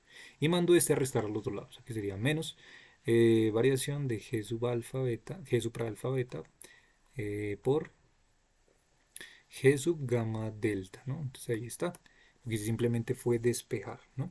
Y ahora, pues ahora sí podemos aplicar lo que estoy diciéndoles en esta condición particularmente. O sea, esto hasta aquí ya es nuestra generalización. O sea, ¿sí? Si yo quiero generalizar esta condición, pues ahí está para cualquier cuadrupleta de índices completamente diferentes, ¿no? Entonces, si tenemos que alfa es diferente de beta, que es diferente de gamma, que es diferente de delta, ¿no? Pero pues para nuestra condición, que es esta la que queremos encontrar, pues ¿cómo lo aplicamos acá? Pues vamos a reemplazarlo tal cual. ¿Listo? De nuestra generalización a ver qué nos da. Entonces tendríamos G y en vez de alfa vamos a colocar rho. En vez de beta vamos a colocar gamma, ¿cierto? Luego tenemos variación de G y aquí bueno, aquí sí gamma queda completamente igual. Entonces colocamos gamma. Y en vez de delta vamos a colocar mu, ¿no? Es como lo que estamos colocando ahí. Entonces fíjense que utilizando la propiedad, pues vamos a reemplazar los índices tal cual según esta notación, ¿no? O sea que nos va a quedar variación de qué. Entonces quedaría G supra qué. Entonces aquí fíjense que dice alfa beta. Pero aquí, según estos índices, aquí están arribita, alfa beta, se repite aquí arriba, alfa beta. Por tanto, vamos a repetir los mismos que aparecen acá. Rho gamma. Entonces aquí colocamos rho gamma. Puntito. Y entonces colocamos luego G sub gamma delta. Entonces fíjense que G sub gamma delta con los índices abajo son los mismos que están acá. Entonces vamos a colocarlos que aparecen acá. G sub gamma mu, ¿cierto? Que son los mismos que aparecerían aquí en la parte de abajo. Y luego restamos variación de G supra alfa beta, pero fíjense que B supra alfa beta está acá arriba, que sería pues para estos términos sería rho gamma, punto, y aquí luego se diría tensor métrico sub gamma delta, pero aquí se llama gamma mu, ¿no? Entonces gamma mu. ¿Listo? Pues ya está. Entonces, ahora fíjense que dentro de este paréntesis particularmente lo que tenemos es G supra rho gamma punto G sub gamma mu. Y si ustedes recuerdan de la clase anterior, yo les había dicho que una de las propiedades que estaba en el kit de supervivencia era que cuando teníamos dos tensores métricos, uno contravariante y otro covariante, lo que pasaba era que cuando teníamos algún índice en relación, un índice mudo, ¿cierto? Podíamos convertir esta multiplicación del tensor métrico en un tensor delta de Kronecker, ¿no? Entonces cuando teníamos un índice repetido como gamma y gamma, en este caso, ¿cierto? Lo que nos daba como resultado esto era un delta de Kronecker con el índice que sobraba, ¿cierto? En este caso el índice que sobra es rho, supraíndice, y el índice que sobra sub sería mu. O sea que tendríamos delta de rho mu, ¿cierto? Delta supra rho sub mu. ¿Listo? O sea que esta multiplicación de estos dos términos, pues para esta condición, ojo, porque es para esta condición de lo que queremos encontrar, de eso que está acá arriba, entonces esto nos devuelve un delta de Kronecker. Y si ustedes recuerdan la definición del tensor delta de Kronecker, cualquiera, ¿listo? Esto siempre lo que teníamos era que solamente eran elementos de la diagonal que iban a ser iguales a 1 en este caso para un espacio de 4 dimensiones, ¿cierto? O sea que tenemos puros unos, en la diagonal principal van a ser puros unos y en los elementos diferentes van a ser cero, ¿vale? Pero más que eso, más allá de eso, lo que nosotros nos damos cuenta es que fíjense que este tensor delta de Kronecker va a tener términos, todos los términos de aquí van a ser constantes, constantes, ¿listo? ¿Eso qué quiere decir? Que si yo paso acá, acá, entonces lo que tenemos es que para cualquier G supra rho gamma, variación de G sub gamma mu, esto va a ser igual a la variación del delta de Kronecker, voy a colocar en otro color, delta de Kronecker, rho mu, menos la variación de G supra rho gamma punto G sub gamma mu, ¿vale? Pero este término particularmente, pues ¿qué pasa con ese término? Pues lo que va a pasar con este término es que va a ser igual a cero. ¿Por qué? Pues por la sencilla razón de que tú estás aplicando la variación, la derivada al tensor delta de Kronecker. Pero el tensor delta de Kronecker es un tensor constante, ¿no? Es un tensor con componentes constantes. Y como es un tensor con componentes constantes, porque siempre, siempre, esa es la definición del tensor delta de Kronecker, su diagonal principal van a ser unos y el resto ceros, pues cualquier elemento de aquí va a ser cero. O sea, va a ser cero cuando tú aplicas la derivada de esos términos constantes, ¿no? Derivada en una constante siempre es cero. Por tanto, si tú derivas o aplicas esta variación de cualquier elemento del tensor delta de Kronecker, pues cualquier elemento te va a dar cero, ¿cierto? La variación. Por tanto, en general, la variación del delta de Kronecker te va a dar cero, ¿vale? Y por tanto, ahora sí llegamos a nuestra conclusión que queríamos, nuestra conclusión final, y es que para cualquier tensor entonces G supra rho gamma, variación G sub gamma mu, va a ser igual a menos, ay, chicos, perdón. Bueno, sí, puedo colocarlo así también. Va a ser igual a menos G sub gamma mu por la variación de G supra rho gamma, ¿vale? Ahí está. Y entonces aquí quedó demostrado. Entonces, ¿qué es lo que hagamos de demostrar? Pues lo que hagamos de demostrar es la definición o bueno, la demostración de qué es lo que pasa cuando tenemos, por ejemplo, esta, eh, digamos, este factor multiplicativo G supra rho gamma, variación de G sub gamma mu, ¿no? Entonces, piense que lo que obtenemos es esto. ¿Y qué es lo que pasó? Pues a ojos ahí súper sencillo, viéndolo fácilmente. Pues fíjense que lo que pasó fue que bajamos los índices para este primer término, bajamos los índices, ¿cierto? Fíjense que los pudimos bajar, pero el precio a pagar de bajarlos es que el índice que estaba aquí anteriormente, mu, se me acabó de invertir con el índice que está acá, rho, ¿sí? Y el gamma que está acá, que es un índice mu, ese sí quedó completamente intacto. Fíjense que lo que hicimos fue bajar los índices y entonces en vez de quedar rho abajo, fíjense que cambió por mu, ¿cierto? Y en vez de quedar mu, entonces en el lado derecho ahora se cambió por rho, ¿vale? Entonces fíjense que por eso la relación que les comentaba yo ahorita, que no se asustaran de por qué lo hice, ¿listo? Ahora ya quedó mostrado. Entonces rho baja, mu sube, ¿cierto? Pero se intercambian los papeles, entonces ahora este que baja rho se va a llamar mu, que es como está acá, y este que sube mu ahora se va a llamar rho, ¿listo? Y el gamma queda completamente intacto. Y le agregamos un signo negativo, ¿vale? Entonces esta de aquí es la generalización de esa propiedad que les acabo de decir del multiplicativo entre el tensor métrico y la variación del tensor métrico cuando existen dos índices repetidos. ¿Listo? Esta es la generalización. Entonces ya volviendo otra vez a nuestro campo de juego, por eso pudimos bajar estos índices, otra vez aquí recuperando lo que teníamos, pudimos bajar estos dos índices, rho y gamma, los bajamos, pero el precio a pagar es, entonces vamos a intercambiar mu acá con rho, por eso queda mu acá abajo y rho arriba. Listo, de igual forma sucede con estos dos, es la misma propiedad, porque en cuenta hay dos índices repetidos, gamma y gamma, que están gamma y gamma, y está rho y nu. Entonces aquí lo mismo, entonces baja rho y gamma, pero entonces ahora ya no se va a llamar rho gamma, sino nu gamma, que es lo que aparece aquí, de igual forma sube para allá. ¿Listo? En el último, pues se puede aplicar la propiedad que yo les comenté ahorita, de la misma deducción que les mencioné al principio, pues porque los dos índices son iguales, rho beta, rho beta. ¿Listo? Ahí no hay inconveniente. Y este último sí lo dejamos intacto. Ok. Aquí creo que me faltó una llave. Listo. Ok. Vale, voy a hacer un stop ahí. Yo sé que pronto es mucha información, por eso trato de ir lo más desmenuzado posible con estas deducciones, porque si un día ustedes quieren hacer un artículo de pronto con estas deducciones o alguna cosa así, pues ya ustedes saben más o menos cuáles son los tipos de herramientas y los tipos de operaciones que estamos realizando, ¿no? Entonces, pues hago un stop ahí y pregunto si todo va bien. Si todo va bien, por favor coloquen un OK. Listo, ya yo sé que está todo bien.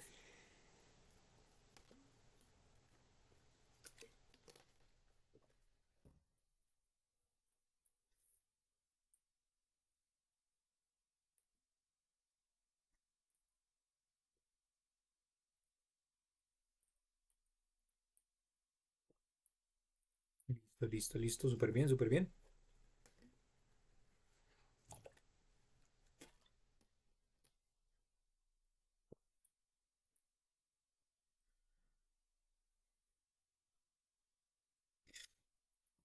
Listo.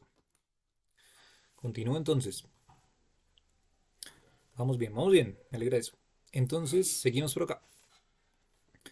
Ahora, lo que voy a hacer a continuación es algo muy sencillo, pues trato de hacerlo paso a paso para que ustedes me entiendan qué estoy haciendo, ¿listo? Entonces lo que voy a introducir a continuación va a ser este tipejo de acá, ¿vale? Este tipo G supramono lo voy a introducir dentro de todas las llaves. O sea, lo que voy a hacer es distribuir, ¿vale? Lo voy a distribuir aquí, lo voy a distribuir aquí, lo voy a distribuir aquí y lo voy a distribuir a este término de acá abajo, ¿listo? Pues porque este término, si se dan cuenta, está factorizando toda la llave. Lo que voy a hacer es introducirlo. Y lo voy a introducir dentro del paréntesis. ¿Por qué? Por la misma condición que les acabé de decir. Cuando tenemos un tensor métrico, a ojos de las derivadas covariantes, es una constante. Por tanto, puede introducirla aquí en el paréntesis, pues porque es una constante. ¿Listo? Entonces, ¿cómo me va a quedar? Va a quedar variación de R es igual a R sub 1, variación de G supram 1, más, y entonces aquí, eh, bueno, aunque lo puedo colocar de una vez directo ya, sin toda la llave. Entonces voy a colocar menos un medio. Entonces lo que va a hacer es romper el paréntesis de una vez. Entonces va a quedar menos un medio de la derivada covariante rho, derivada covariante nu. ¿Sí? Paréntesis, y antes ahora sí voy a introducir este G supram 1. Entonces G supram 1, G sub gamma mu. Sí, gamma mu. Variación de G rho gamma. ¿Está todo bien? Sí, está todo bien. Y cierro paréntesis. ¿Listo? Esto apenas para el primer término. ¿Vale? Introduce solamente el G supremo 1 dentro del paréntesis. ¿Listo? Luego sigue menos un medio, derivada covariante rho, derivada covariante mu. Mm, coloco paréntesis y luego sería entonces, introduzco otra vez G supremo 1, entonces G supremo nu, G sub gamma nu, perdón, variación de G supra rho gamma. Cierro paréntesis. ¿Listo? Luego sigue menos un medio, este de aquí, derivada covariante rho, derivada covariante gamma, paréntesis, introduzco G sub 1, G supremo 1, G supremo 1, entonces aquí sería G sub para rho gamma, variación de G sub mu 1. ¿Listo? Voy con este término. Listo, nos falta el último término. Entonces, nos quedaría más un medio de derivada covariante nu, derivada covariante mu, y luego colocaríamos G supremo 1, este que está acá, factorizado, G sub rho beta, variación de G supra rho beta. ¿Listo? Pues ya está. Lo que hice simplemente fue romper el paréntesis y distribuir el G supramono e introducirlo dentro de los paréntesis, ¿no? Ya está. Ok.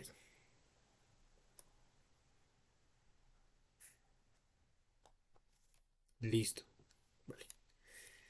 Mm,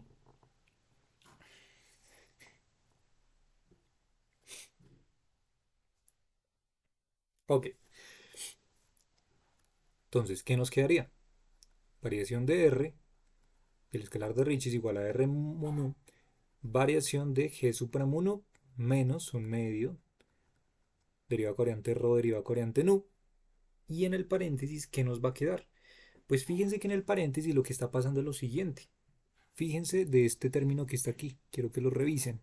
Y quiero que también revisen este término que está aquí. Listo. Entonces ahora hay discusión. ¿Alguien me dice qué nos da ese producto entre el tensor métrico contravariante y covariante? Donde hay dos índices repetidos. Delta de Kronecker. Exacto. Delta de Kronecker. Por tanto, aquí lo que tenemos es un delta de Kronecker. Delta de Kronecker, pues porque es como si se me cancelara el mu y el mu. Y lo que me va a sobrar son los índices libres, en este caso nu y gamma. Nu arriba, gamma abajo. ¿Cierto? Y multiplicamos por variación de G supra rho gamma. ¿no? Y cerramos, ¿vale?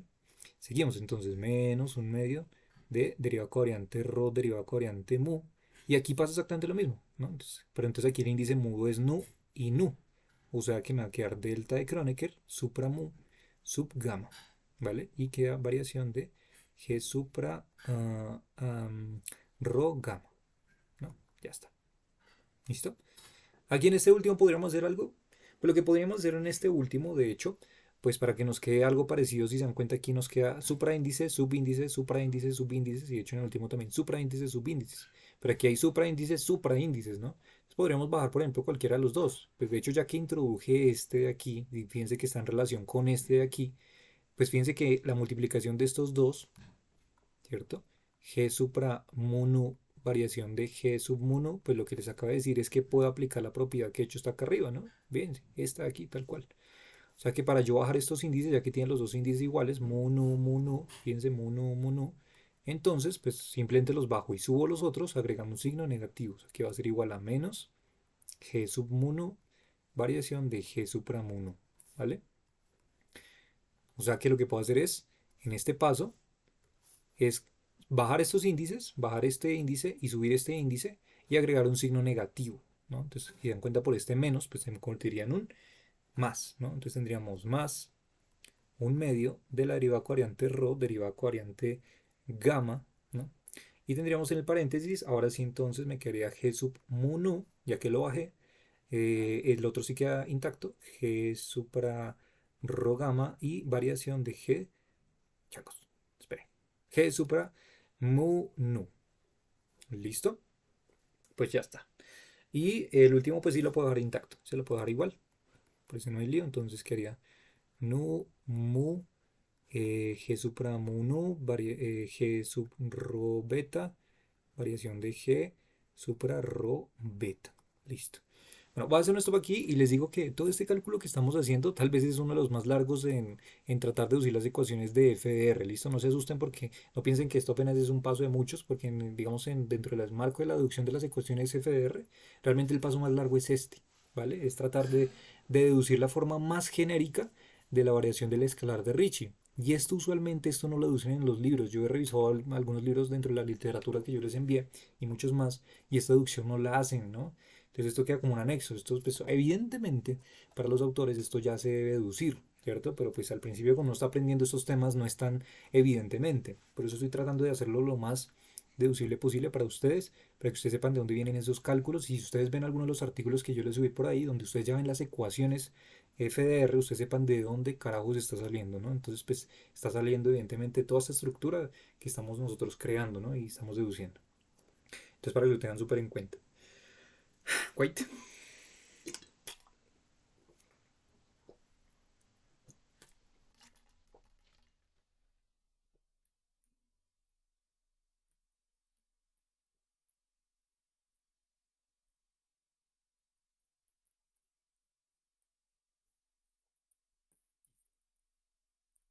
Ok, seguimos. ¿Qué horas son? Ok, listo, listo, seguimos. Entonces tenemos variación de R. Entonces tenemos lo mismo, R sub mu nu, variación de G supra mu nu. Ok, y luego entonces seguiría esta parte. Ahora nos vamos a preguntar qué es lo que está pasando aquí dentro de este paréntesis, ¿no? Entonces fíjense lo que tenemos dentro de ese paréntesis. Lo que nos está diciendo ese paréntesis es que tenemos un delta de Kronecker supra nu sub gamma, variación de G supra rho gamma, ¿no? Pero entonces, ¿qué es lo que pasa? Curiosamente, el delta de Kronecker tiene una propiedad toda curiosita, toda extraña, pero pues nos hacemos la vida más fácil, y es que nos dice lo siguiente: si tú tienes un delta de Kronecker con unos índices que están ahí, ¿cierto? Están ahí existiendo, y fíjate que el término que lo está acompañando tiene un índice en relación que es el gamma, o sea, hay un índice mudo, ¿no? Pues, ¿qué es lo que pasa? Como yo les comenté arriba, el delta de Kronecker tiene la propiedad de que los elementos de su diagonal, les dije eso, acá, o sea, los elementos que solamente pueden sobrevivir, fíjense que los elementos que solamente pueden sobrevivir son los elementos de la diagonal. Eso quiere decir que podemos simplificar digamos, esta definición de la siguiente manera. Para cualquier delta de Kronecker alfa beta hay dos posibles resultados. ¿Cuáles? Cuando delta Kronecker tiene los mismos índices, digamos alfa alfa, esto nos da 1. Pero cuando tenemos delta Kronecker, por ejemplo, alfa, pues beta, no, alfa, bueno, sí, pues beta, es igual a 0. O sea, cuando tenemos que alfa es igual a beta, ¿cierto? Se cumple esta condición, pero cuando tenemos que alfa es diferente de beta, se cumple esta condición de acá. Esta es la definición más general que yo les puedo dar del delta de Kronecker, del tensor delta de Kronecker. O sea, cuando los índices son iguales, eso nos da 1. Pues porque son los elementos de la diagonal, ¿sí o no? Tiene sentido. O sea, los elementos delta supra 1 a 1, delta supra 0 0, delta supra 2 2, delta supra 3 3. Solo los elementos de la diagonal principal son los que son diferentes de 0, mientras que los elementos cruzados son iguales a 0, ¿vale? Pues ahí está. ¿Y esto nos sirve para qué? Pues esta condición particularmente del delta de Kronecker nos sirve para aplicarla en esta pregunta que les estoy haciendo, ¿no? Porque entonces, ¿qué es lo que pasa? Para que esto sea posible, para que, mejor dicho, para que los elementos del delta de Kronecker no nos devuelvan ceros, porque si imagínense que esto fuera un cero, digamos que esto fuera un cero, pues, o sea, para los elementos cruzados, pues cero por cualquier cosa nos da cero, ¿no? Y todos los elementos se van a ir, ¿sí? Cero por cualquier cosa nos da cero y todo esto nos va a dar cero. Igual forma pasa acá. Si esto nos da cero, pues entonces cero por cualquier cosa nos da cero. O sea que los únicos términos que van a sobrevivir de esos delta de Kronecker van a ser justamente cuando estos dos índices sean iguales, ¿vale? Y esa condición lo que entonces hace es que cuando yo tengo delta de Kronecker supra nu sub gamma, esperen, ya, de, en este caso, este elemento variación de G supra rho gamma, pues lo que va a hacer entonces es que para que esto nos dé algo diferente de cero, pues entonces los dos índices deben ser iguales, ¿cierto? Pero si se dan cuenta, como existe un índice mudo llamado gamma, ¿cierto? Y como estamos diciendo que este delta Kronecker debe tener los dos índices iguales, pues para que esto sobreviva, entonces gamma debe ser igual a nu. O sea, lo que debe pasar es que delta de Kronecker debe tener los índices, o sea, los que sobreviven van a ser cuando sean iguales nu y nu. Pero si yo estoy cambiando este índice de abajo, como es un índice mudo, ¿no? Estoy cambiando gamma por nu, pues entonces este índice mudo arriba debe cambiar por obligación. ¿Listo? Debe cambiar por obligación. Eso quiere decir que cuando coloque entonces variación de G supra rho, ya no voy a colocar gamma, sino que voy a colocar nu, ¿vale? ¿Eso por qué? Porque estoy cambiando este índice de aquí. Y si cambio el de abajo, pues también tendré que cambiar el de arriba, porque son índices mu, están relacionados. Si yo cambio el de abajo, cambio el de arriba. ¿Listo? Por la misma letra. ¿Vale? Por tanto, esto que nos devuelve entonces el delta Kronecker supra nu sub nu, esto ya sabemos que van a ser índices iguales, esto ya sabemos que nos va a dar 1. O sea que 1 por cualquier cosa nos va a dar lo mismo, o sea que la conclusión o el resultado es que esto va a ser variación de G supra rho nu. Entonces, ¿cuál es la propiedad del delta Kronecker? Pues si se dan cuenta, la propiedad del delta Kronecker lo que está haciendo es simplemente cambiar el índice que está acompañando el término mudo, ¿no? Del tensor o término acompañante, ¿vale? Esa es nuestra deducción. O sea que entonces, luego acá abajito, esto va a ser menos un medio de variación, perdón, delta, derivada covariante, rho derivada covariante nu, y entonces aquí dentro del paréntesis, esto se me vuelve simplemente un variación G supra rho nu, y ya, y el delta Kronecker desaparece, ¿vale? Desaparece haciendo ese cambio que les estoy diciendo, ¿listo? Pues ya está. Seguimos, menos un medio, pues derivada covariante rho, derivada covariante mu. Y aquí pasa exactamente lo mismo. Si se dan cuenta hay un delta de Kronecker y aquí tenemos otro índice mudo, gamma, gamma. O sea que lo que vamos a hacer es simplemente convertir ese gamma en un mu para que esos términos sean diferentes de cero, ¿cierto? Sean unos. Entonces, ¿en qué se me convierte este último término? ¿Quién me dice?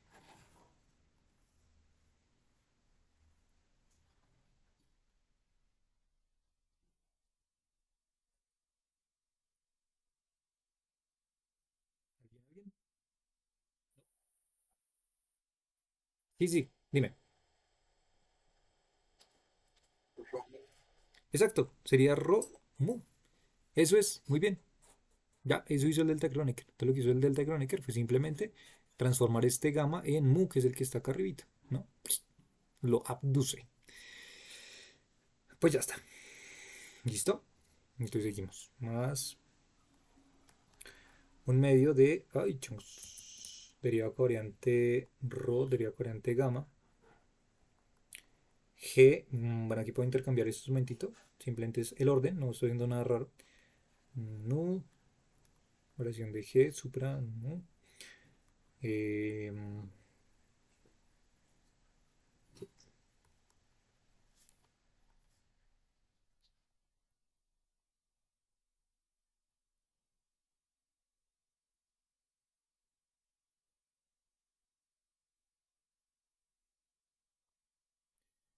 ok,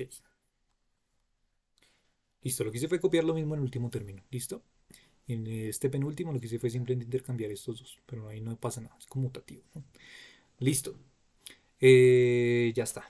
Hasta ahí está todo raro. A ver, verifico que todo esté bien. Ahí está todo perfecto. A ver, perfecto, perfecto, perfecto, perfecto. Listo, todo perfecto. Ya casi estamos deduciendo, ya casi estamos llegando. Faltan literalmente 3 pasos y llegamos. Ok, entonces, variación de el escalar de Ricci aquí va a ser igual. Lo que voy a hacer a continuación en este siguiente paso simplemente va a ser renombrar los índices. No más, los índices mudos, ojo, que son los que podemos renombrar, ¿listo? Podemos renombrar solo índices mudos, ¿listo? Acá podemos renombrar solo los índices mudos. ¿Listo? Entonces, ¿cuáles índices mudos, por ejemplo, existen en este segundo término? Pues los dos, ¿no? El rho está aquí, por tanto es un índice mudo. El nu también está aquí, o sea que también es un índice mudo. Aquí, ¿cuál es? También rho, rho, mu, mu. ¿Sí? Aquí, ¿cuáles también están? Se dan cuenta que también hay algunos. Mu, nu, mu, nu y rho, rho, gamma, gamma. También está aquí nu, nu, nu. Aquí nu, nu, mu, mu. Y aquí también está rho, rho y beta, beta. O sea que todos los elementos, de hecho, de cada una de esas componentes son índices mudos, ¿no? Aquí todos estamos tranquilos. O sea que lo que voy a hacer simplemente va a ser renombrar. Voy a colocarlo de un color diferente para que ustedes sepan cuáles son los que estoy renombrando. ¿Listo? Entonces, este primero queda totalmente intacto. ¿Para qué lo renombro? Por si acaso se pregunta, pero ¿por qué hace tantos cambios? Lo estoy haciendo es para que quede en la misma formulación que estamos dejando este, que nunca, que nunca lo hemos movido. Si se dan cuenta, esos índices los estamos llamando desde el principio mu-nu. Entonces, lo que yo trato de hacer al final es dejar, digamos, en nuestros cálculos los mismos índices, ¿vale? Y se dan cuenta que esto permite compactificar los términos matemáticos que estamos utilizando, ¿vale? Entonces, ¿cómo nos va a quedar? Menos un medio. Y entonces aquí, en vez de llamarlo rho, voy a llamarlo mu. ¿Listo? Solamente es un cambio de índice. Y sigo dejando el resto igual. ¿Listo? Entonces aquí me quedaría, sí, vendría variante nu. Y aquí sería variación de G. Y aquí arribita, fíjense que como cambié rho abajo, tengo que cambiar rho arriba, pero lo cambié por mu, por tanto coloco mu arriba. Y el nu lo dejo completamente intacto. ¿Listo? Ya está. Menos un medio de. Y aquí vuelve a pasar exactamente lo mismo. ¿Listo? Entonces aquí en vez de rho voy a colocar nu, porque fíjense que mi fin es dejarlo siempre todo en términos de mu y nu. Aquí tenemos un rho. Entonces en vez de colocarlo, voy a colocarlo como nu. ¿Listo? Y entonces dejo mu intacto y me queda variación de G supra nu y mu queda intacto. ¿Listo? Luego me queda más un medio. Bueno, y aquí si se dan cuenta hay algunos, bueno, aquí de hecho particularmente estas dos derivadas covariantes tienen rho y gamma, ¿no? Rho y gamma. Entonces, para este término particularmente, lo que voy a hacer es lo siguiente, ¿no? Para que estén de acuerdo conmigo, pues lo que voy a hacer es renombrarlo con cualquier pues letra, ¿no? O sea, de hecho, cualquiera de estos términos los puedo renombrar con cualquier letra, entonces lo que voy a hacer es colocar en vez de ro, en vez de este ro mudo que está aquí, voy a llamarlo, por ejemplo, simplemente es por un momento, voy a llamarlo, déjenme llamarlo S. ¿Listo?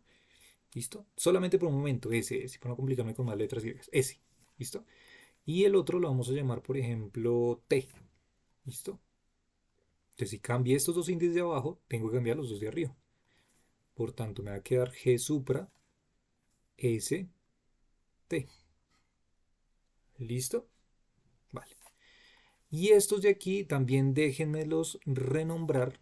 Estoy renombrando estos porque se van a dar cuenta que al final se van a operar con estos de acá abajo. Y evidentemente no se pueden ver tan fácilmente, pero se pueden operar. Entonces, a ver, vamos a mirar este G sub mu nu. En vez de llamarlo G sub mu nu, déjenme llamarlo, digamos, K y W. ¿Vale? Entonces, en vez de muy nu, lo llamé KW. ¿Listo? Coloco variación de G y como coloqué en vez de mu nu, coloqué KW, entonces aquí arriba también debe ir KW. KW. O W. Okay. Pues ya está. No dice nada raro, solamente dice cambiar, renombrar los índices mudos. No más. Me falta el último término, entonces más un medio. ¿Listo?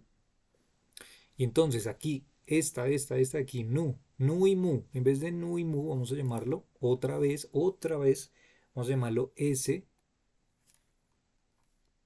y T. ¿Listo? O sea, todo lo que en este término sea nu y mu lo voy a llamar S y T. ¿Perfecto? Entonces me va a quedar G supra mu nu. Fíjense que otra vez es supra mu nu. Pero mu nu lo cambiamos por ST. ¿Vale? O sea que puedo colocar aquí ST. ¿Listo? No hay nada raro acá. ST. O sea, bueno, sería TS, ¿no? Siguiendo este orden sería TS, pero sabemos que el tensor métrico es simétrico, por tanto puedo intercambiar los índices. En vez de TS, puedo llamarlo ST. Por eso lo quise cambiarlo. ¿Listo? Y ahora G y este rho beta, fíjense que también tiene índices mudos arriba y abajo, por tanto los puedo nombrar como a mí se me dé la gana. Entonces en vez de rho beta, pues déjenme llamarlo otra vez KW. Entonces KW y aquí entonces sería variación de G y otra vez sería KW. Ahora ustedes se van a dar cuenta cuál fue mi finalidad de hacer esto, porque hice ese cambio de índices y usualmente la gente que maneja este desarrollo del análisis tensorial lo hace. Estos truquitos lo hacen muchísimo, pero mucho, porque esto ayuda a simplificar los cálculos, aunque aquí en esta línea que hicimos no sea evidente. Si yo les digo desde esta línea que acabamos de hacer, esta que acabo de señalar, que esto y esto es igual, ustedes me van a decir que estoy loco. ¿Vale? ¿Por qué? Pues porque fíjense que estos dos términos de estas dos derivadas son diferentes a estas dos derivadas porque tienen dos índices diferentes, ¿no? Además lo que está dentro del paréntesis, pues parece que es bastante diferente a lo que está aquí dentro de ese paréntesis, ¿no? Si se ponen a detallar, son términos como diferentes. Si yo les digo que son iguales, ustedes me van a decir que no, que eso es falso.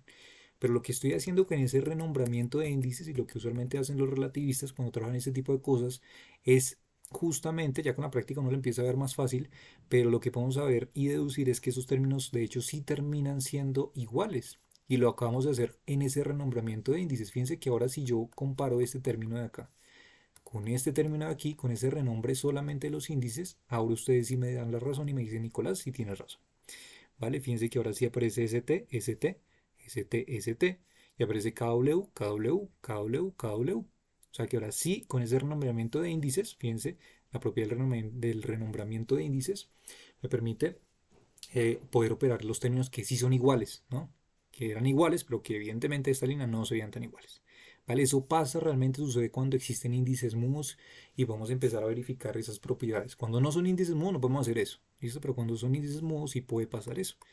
Y eso nos permite pues simplificar más las cosas y ya estar un poco más tranquilos, no copiar tanto, ¿no? Y entonces lo que nos quedaría sería que la variación de R va a ser igual a R mu nu, variación de G supra mu nu, ¿cierto? Y esto va a ser igual a qué. Y de hecho, fíjense, no sé si también se dieron cuenta, pero este término de aquí, lo coloco aquí en este término de aquí y este término de aquí son iguales también. ¿Sí?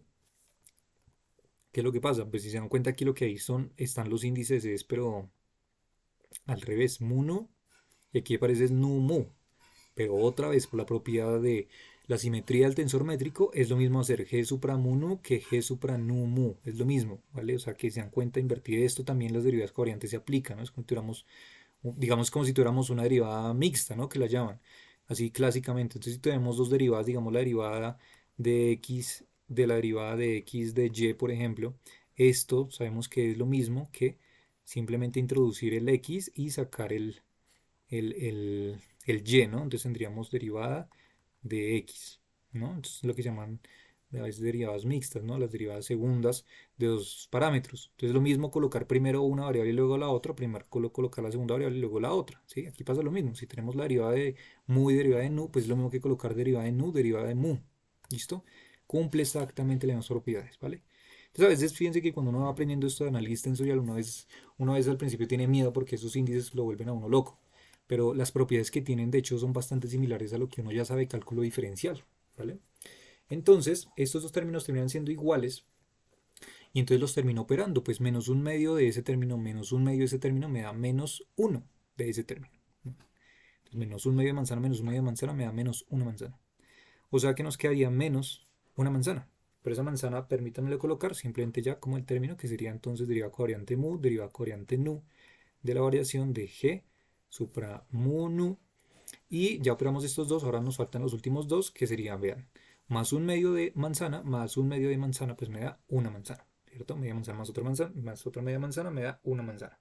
O sea que me quedará más eh, eh, derivada covariante S, derivada covariante T de G supra ST, G sub KW, variación de G supra KW. ¿Listo? Ya casi estamos terminando.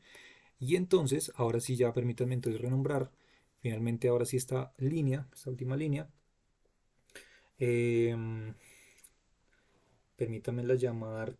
mm, esperen, ¿cómo fue que yo la coloqué arriba? El D'Alembertiano. D'Alembertiano la llamé aquí. Y la última la dejé acá. Ok, esperen. Un segundito, segundito. Listo. Entonces, el paso de acá a acá. Vale. ¿Qué voy a hacer en esta siguiente línea? Entonces, nos va a quedar que la variación de R va a ser igual a R mu nu, variación de G supra mu nu. ¿Listo? Este segundo término lo voy a dejar de ultimitas. O sea, este segundo término, el del menos, lo voy a dejar de últimas para que se parezca a lo que yo coloqué arriba. Y este tercer término, el último, lo voy a colocar de segundas. ¿Listo? Para que sepan. Entonces, este término que es positivo, vuelvo a renombrar los índices. ¿Listo? Voy a volverlo a renombrar. Entonces, en vez de colocar en vez de colocar KW, en vez de colocar KW, lo que voy a hacer es llamarlo muy nu. ¿Listo? Entonces voy a hacerlo, voy a hacerlo paso a paso. Entonces me quería variación S, variación T. Y aquí este quería ST. Y aquí G mu nu. Y como cambié KW, pues cambio KW arriba. O sea que me quería variación de K de mu nu. Así que en vez de KW, KW, coloco mu nu, mu nu. Esto lo coloqué de segundas. Y este último lo coloco de ultimitas. Entonces me va a quedar derivada covariante mu, derivada covariante nu, variación de G supra mu nu. ¿Listo? Y ahora sí ya viene el paso final. Y es como estos dos términos les dije que inicialmente eran iguales, perdón, eran constantes, ¿no? Eran constantes a ojos de las derivadas covariantes. Pero lo que voy a hacer es sacarlo y ya por último renombrar S y T. ¿Listo? En vez de S lo voy a llamar alfa y en vez de T, en vez de S lo voy a llamar alfa y en vez de T lo voy a llamar beta. Y ya ese es el paso final y ya lo dedujimos. Entonces, la variación del escalar de Ricci es igual a R mu nu, variación de G supra mu nu, y eso me va a quedar como más, lo corro un poquito más a la derecha, entonces me va a quedar como más. eh, bueno, saco los términos que les dije que eran constantes, a ojos de la derivada covariante, entonces me va a quedar G supra ST, pero ST es alfa beta, según esta condición que les dije acá. ¿Sí? Entonces alfa, beta. Y el G sub mu nu, se lo saco tal cual, G sub mu nu. Y luego me va a quedar entonces derivada covariante S, pero S lo llamamos alfa. Y derivada covariante T, pero T lo llamamos beta. ¿Sí? Y nos queda entonces variación de G supra mu nu. ¿Listo? Y por último pues el que queda ahí.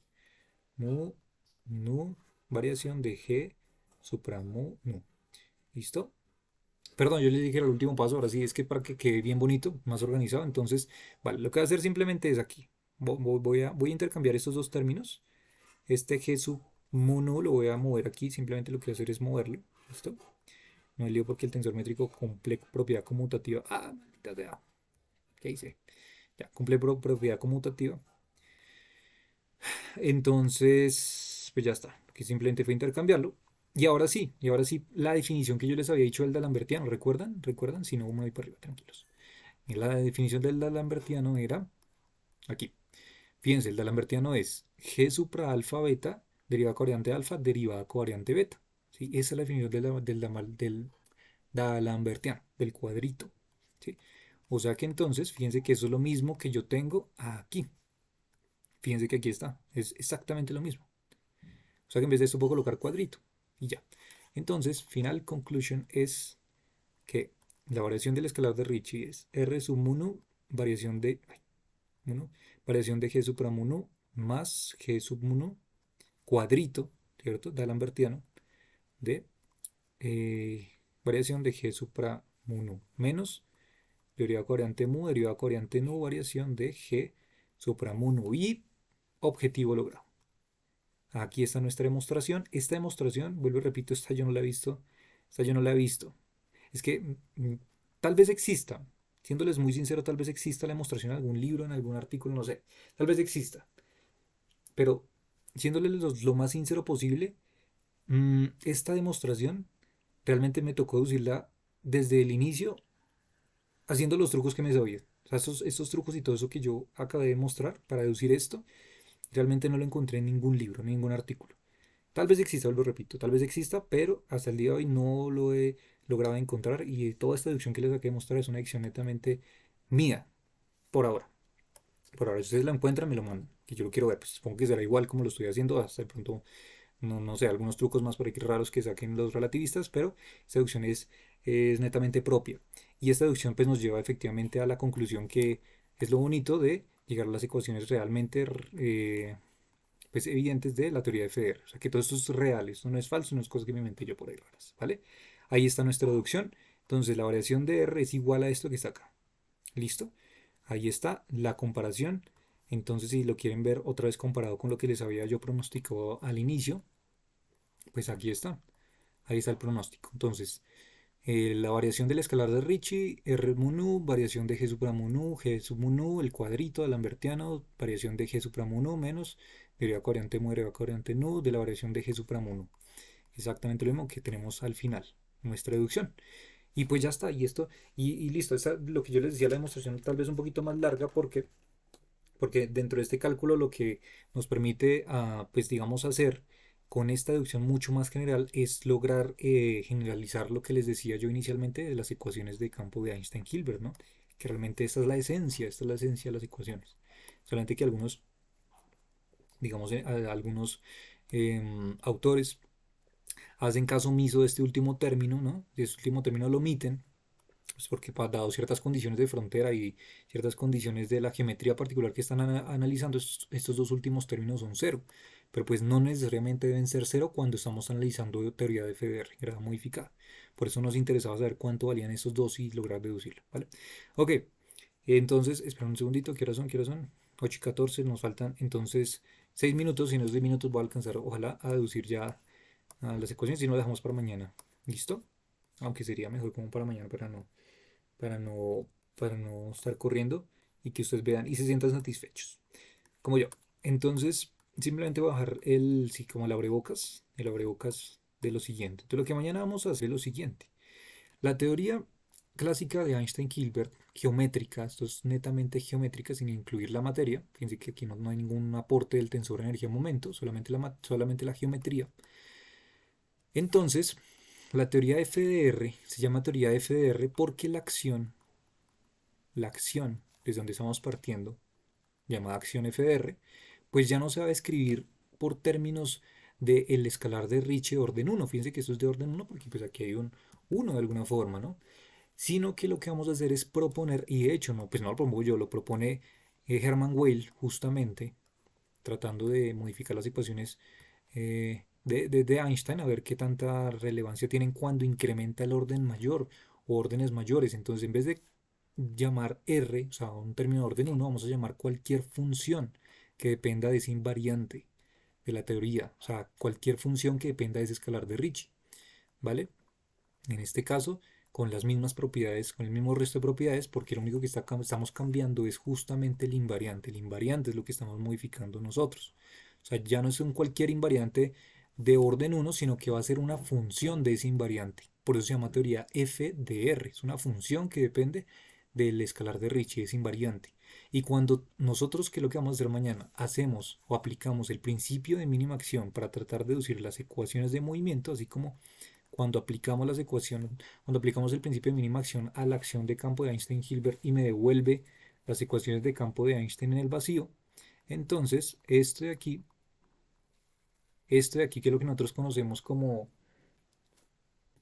que es lo que nosotros conocemos como las ecuaciones de campo de Einstein en el vacío, ¿cierto? Solamente utilizando la ecuación, perdón, la acción de Einstein-Hilbert, aplicando el principio de mínima acción.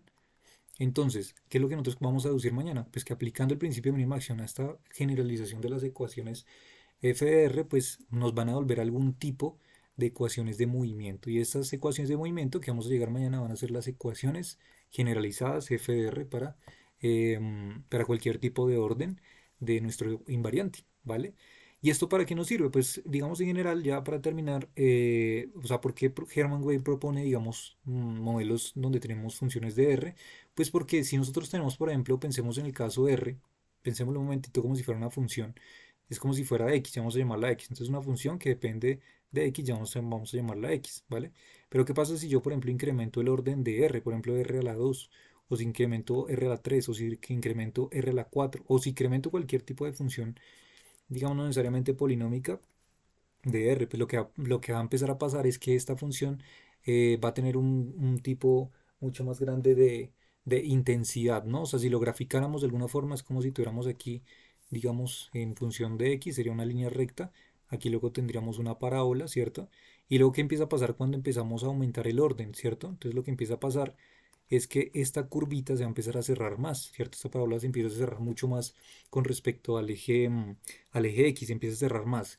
Y cuando se empieza a cerrar más, lo que nosotros podemos deducir así como conceptualmente es que vamos a tener una intensidad mucho más grande. Eso quiere decir que el término R, que es el que yo mencionaba tanto, el escalar de Ricci que mide la intensidad de curvatura, pues lo que me está diciendo es que cuando yo empiezo a amplificar y a generalizar muchos más casos de orden mayor de R, pues lo que va a tener es un tipo de intensidad mucho más grande, mucho más pronunciada, ¿no? Entonces por eso es que estos tipos de modelos de teorías de FR me sirven para, por ejemplo, pronosticar casos donde la geometría es mucho más intensa, ¿no? Existe una intensidad mucho más grande de curvatura. ¿Y eso dónde pasa? Eso pasa, por ejemplo, en los agujeros negros. Eso, por ejemplo, pasa en los agujeros negros, eso, por ejemplo, pasa en los cuásares, eso, por ejemplo, pasa en los principios del universo, ¿cierto? En la época de la inflación, pues porque el universo era bastante, bastante chiquitito, y al ser bastante chiquitito, la materia estaba mucho más condensada y eso curvaba mucho más el espacio-tiempo, o sea que de alguna forma los términos de curvatura iban a ser mucho más grandes. Por eso los tipos de funciones FR de orden mayor, como este, colocando como ejemplo análogo, pues lo que van a permitir es tratar de justamente predecir qué pasa con el espacio-tiempo cuando existen elementos de curvatura mucho más intensos, ¿sí?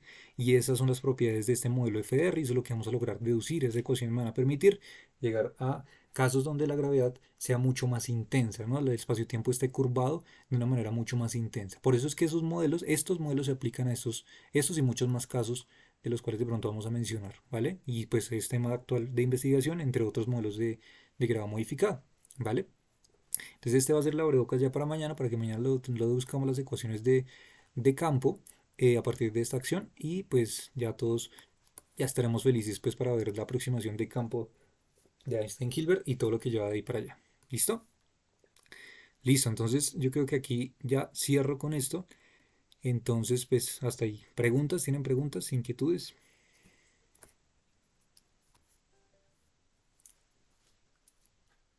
¿O todo bien? Si todo quedó bien, coloquen un OK, por favor.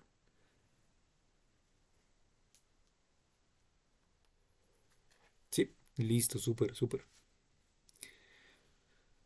Listo, chicos, entonces eso sería todo por el día de hoy. Espero les haya gustado mucho la sesión. Yo sé que hay muchas matemáticas que rayar, pues para que practiquen también. Ese ejercicio también es de práctica.